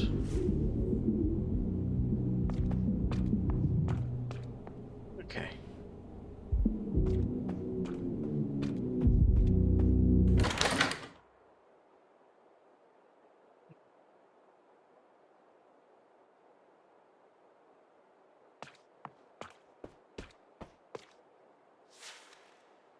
Stack of papers lie in disarray. The first page bears the title, Walter K. Autobiography. Let's see what Walter has to say, with the 3 minutes we have left. After the title page, all the sheets are empty. Well, mostly empty. Crude drawings cover them. A horse, a ranch, cows, horses. One sketch looks like a hole, or perhaps darkness swallowing everything, but not a single word of text. Walter was drawing his autobiography? In his own way, he kept up with the times. Wait, what's... No matter the source, water flows, the course it's given. Okay.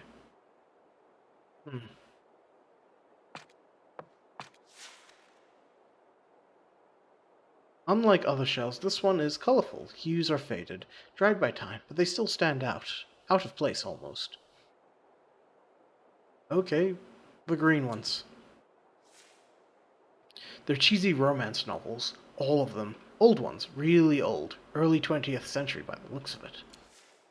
Inside, a damsel in distress, a mysterious but devastatingly handsome stranger who turns out to be wealthy too. They fall in love against all odds and live happily ever after. All of it set in the cowboy era, herds and horses galloping across the ranches, lavish parties and grand manners. Love triumphs always, love in the time of cattle excrement. Of all things you could notice, you chose the most irrelevant detail. Bravo.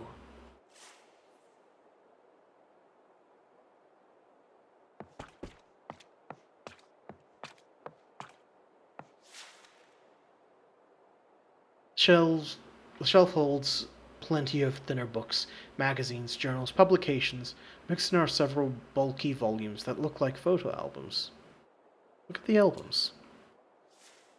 The photographs look old, 30 years at least, all from gatherings, rallies, meetings. A striking figure stands at the center of them all. Walter K., younger, sharper, almost unrecognizable compared to the photo of the man you've seen. Hard to imagine someone that old ever looked this young. Honestly, he looks happy here. Striking. He probably thought he was on the verge of winning, for the children, of course. Look at the titles. Mostly magazines and publications from the late 80s. Some crumble in your hands, releasing a dusty cloud that stings your eyes. Each one carries something about Walter K.'s For Our Children movement. Interviews, analyses, opinion pieces. Seems Walter dabbled in politics too. Few articles are circled over and over with words like lies and traitors scrolled angrily in the margins. Looks like Walter didn't enjoy how the media portrayed him, or at least his movement.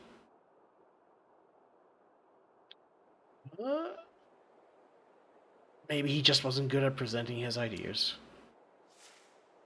Easy to get lost in your own words when you're burning with anger. Enough dust for one day. Nothing else worth choking on here. There's not really much else to do. I'm just kind of clearing all this out. Heavy tombs dominate the shelf, museum pieces from a bygone era. Look at the titles. Most of the books don't have titles on the spine, only leather, each bound in a slightly different shade. Whoever owned them must have known each one by heart, never needing words on the cover. What's the oldest one look like? Hard to say which one is truly the oldest, but few are clear contenders. One even has a year imprinted on it, 1880. It looks like a guide of sorts, the kind explorers wrote to share their experiences. So travel reviews before reviews were even a thing. Especially if the explorer was lucky enough to return from the journey alive. Predating the rest by decades, it holds only dust and bygone stories. No help to you. Explore the largest book. It's almost as wide as your hand. Its title is written in gold, cursive letters. A brief history of the saddle and stirrup. Brief? You could kill someone with this thing. True. Fitting, perhaps, since you could also kill someone with saddles or stirrups. Drop either on their head from the right height, and that's that. You could spend a whole day here rummaging through the past. Better get back to something, in the present.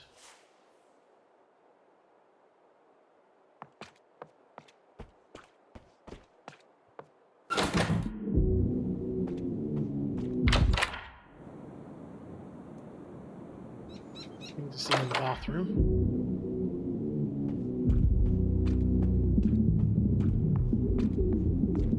Well, I do like that there's the limp. We can still jog a little bit inside here. Oh, it's a little bit off.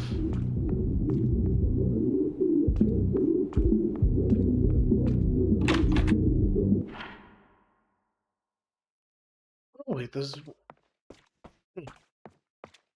Gun.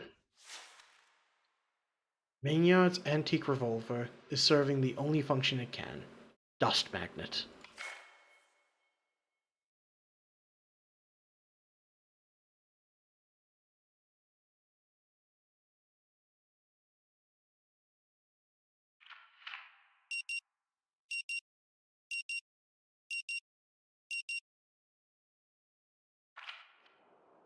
Still with me, Mr. Harrow?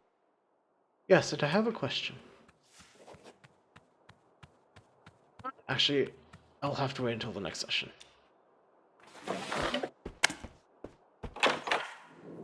I'll break you open if I have to.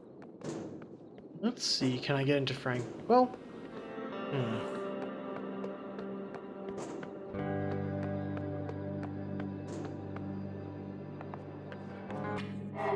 There's a few things still going on.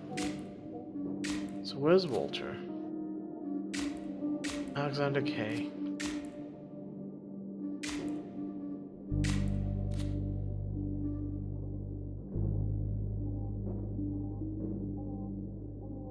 Not everything's connected, though.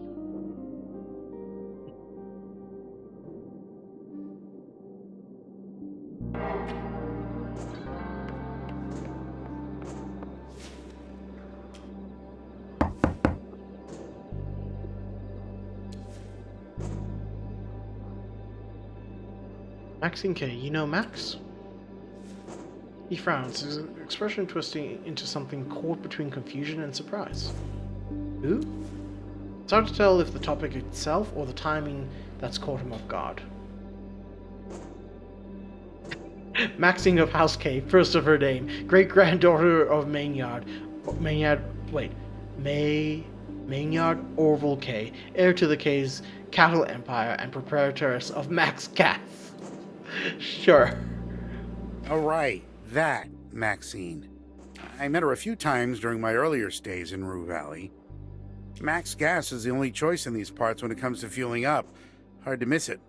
So, why are you asking about her exactly? I'm just gathering facts for an investigation. Investigation? You a cop? The emotion in his voice is clearly suspicious. Journalist? Alright, I guess we're in for a pound. Affirmative, sir. Can I see your ID? Alright, you got me. Listen, either you come clean with what this is really about, or I'm out. I don't need to be part of some weird detective drama. Not tonight, anyway. Alright, alright. It's for research. He squints So process. not an investigation, just research? What kind of research are we talking about? The network of who knows whom in small town communities. You know, you don't have to dress this up as some kind of investigation.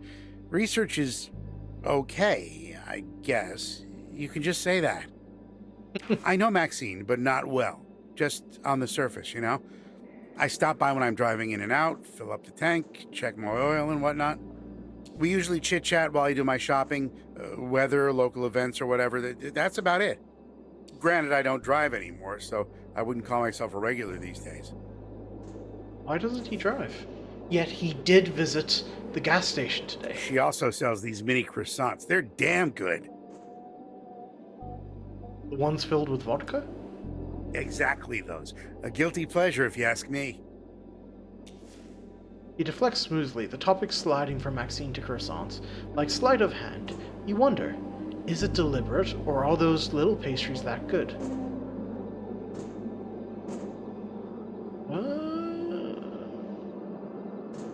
It must be.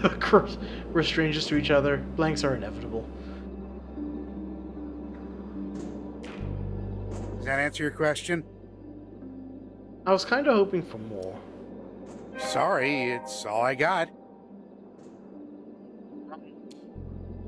Oh, right. Honestly, let's see. Ah, it's right there. Okay, so what do we know about Maxine? It doesn't explain. Yeah, you talk to him, and he admits he knows Maxine, but only in passing.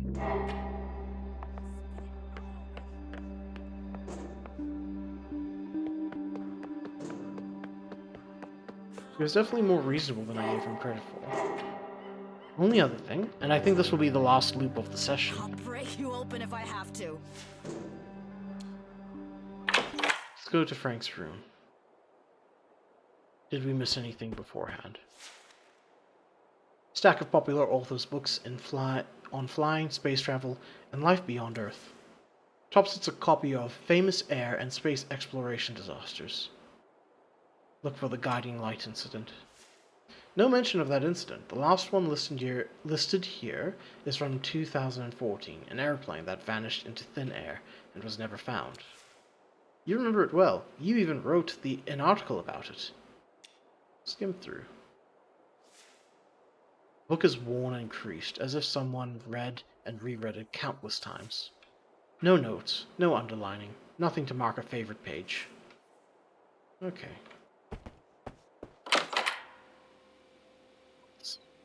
What are his shoes? Low top beaters, scuffed and sour, but just your size. They're not really my vibe. Walking in someone else's shoes? Definitely not your style.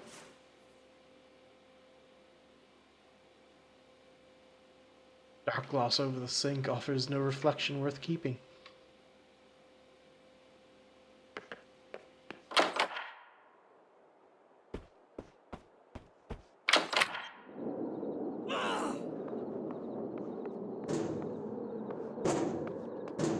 Let's see if we can talk to Max.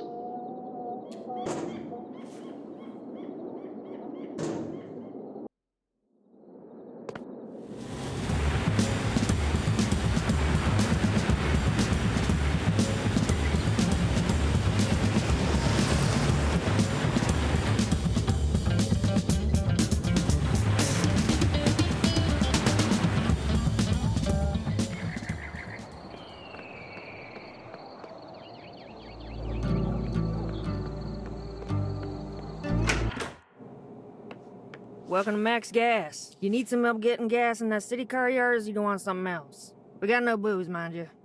Do you know Jason Burns? She flinches. Pardon me, who now? He was here today around 7:30. Small nervous laugh escapes her mouth. You know how many folks wander around here in a day? Come on now. Come on. Everyone has heard of the dumper around here. She The look she gives you could curdle milk, like you just dumped something grotesque right there in front of her. Listen here, I don't know this fella, don't know him. End of story. Now, are you buying something, or you just here to ruffle my feathers? I'll take one of those croissants filled with vodka. Not any dime. Well, that was a pretty emotional response for simply not knowing who you're talking about. Something's going on here, and she's hiding it. Just look around and leave.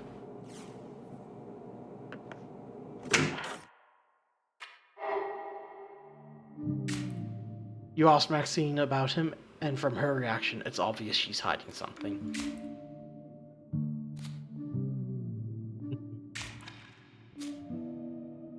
It was suspicious. Maybe you could find some clues inside her house.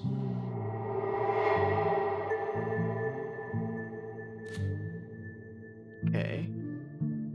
We're getting more and more, the mind map filled in more and more. There's one last thing I want to try. Well, actually, leave for a sec. Not that. Actually, we'll wait until the thunder strikes.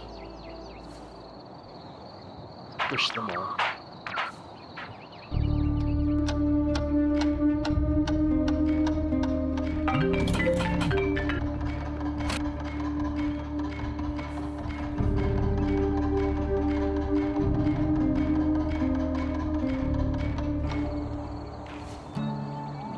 Enough of this for now. Time after time, you can't stop and admire how extraordinary it is to feel the accumulation of electric charge around you, to know the exact moment of such a natural phenomenon. Let the thunder strike.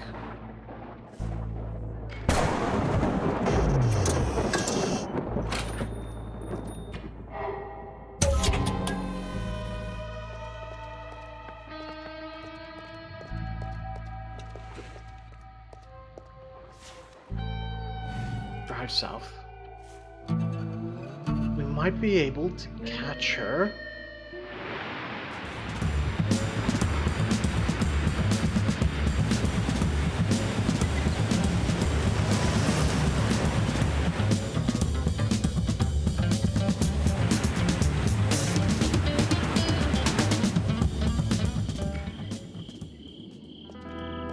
Yep, she arrives at this time too.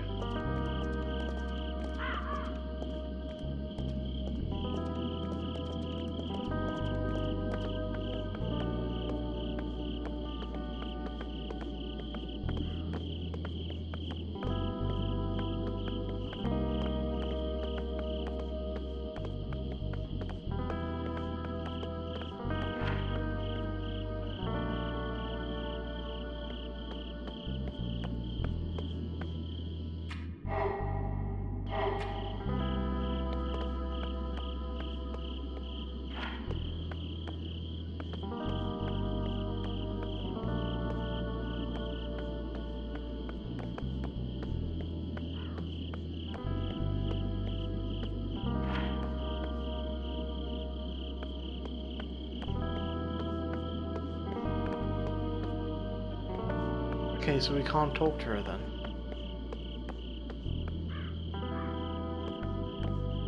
It's disappointing. She spends the last 4 minutes just at the memorial site.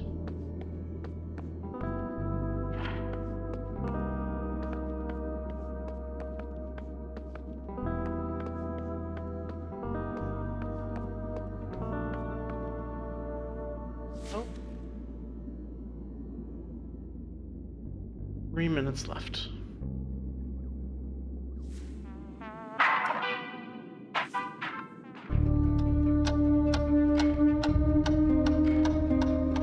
Actually, I'm good. I know I said this would be the last loop, but there's one last thing I want to try. It's a very minor loop.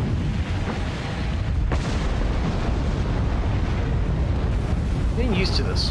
Typical Sunday.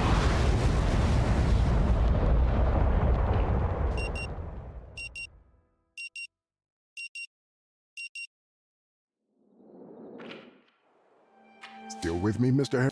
Yes, I've got to go. Mr. Harrow, please.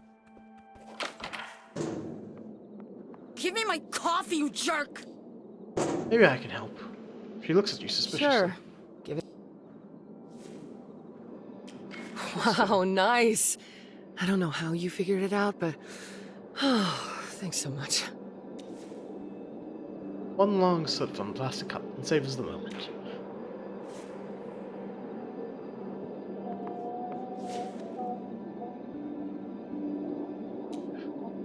I want to see what happens since we made the coffee for her. If anything changes.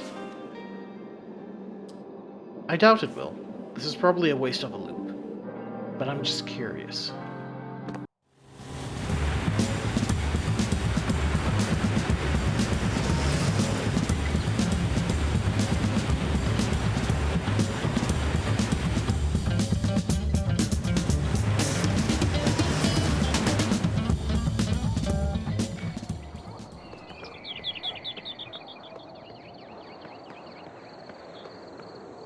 Just make sure we don't have anything to talk to Max Welcome to about. Max Gas. You need some help getting gas?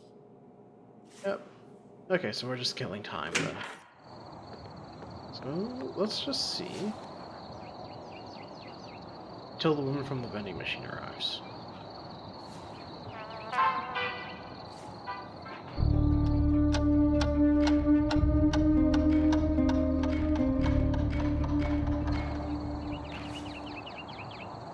Just for now.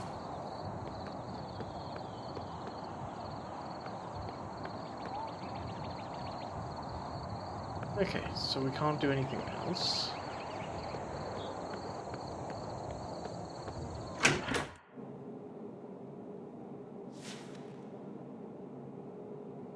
We'll enter the shop. Push them.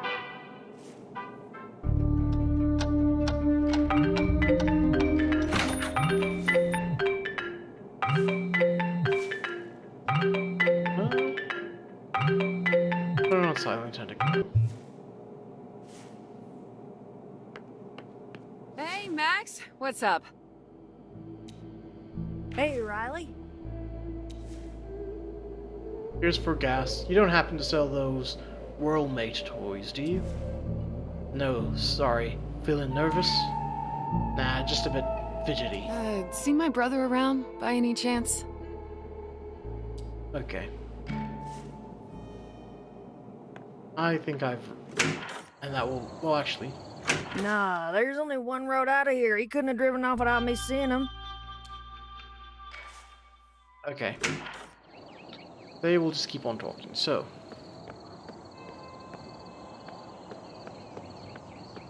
Don't think there's much more to add.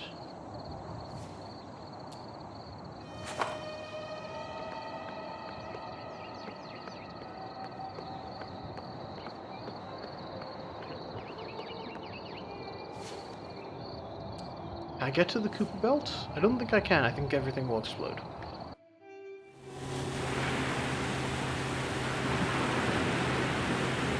Ah, crap. I keep on saying one more thing. But there's... Ah, there we go.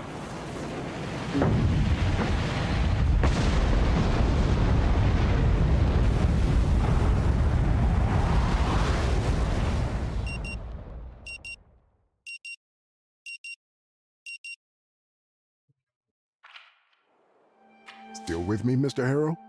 Can you... Yes, I'm sorry, but I have to go now. Mr. Harrow, please. Spit it out already! You know what? I might...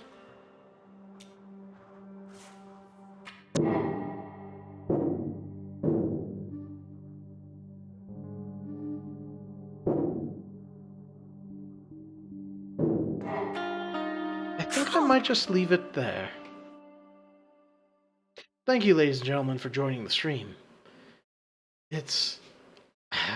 We had a bit of a moment, but I am glad we made it through.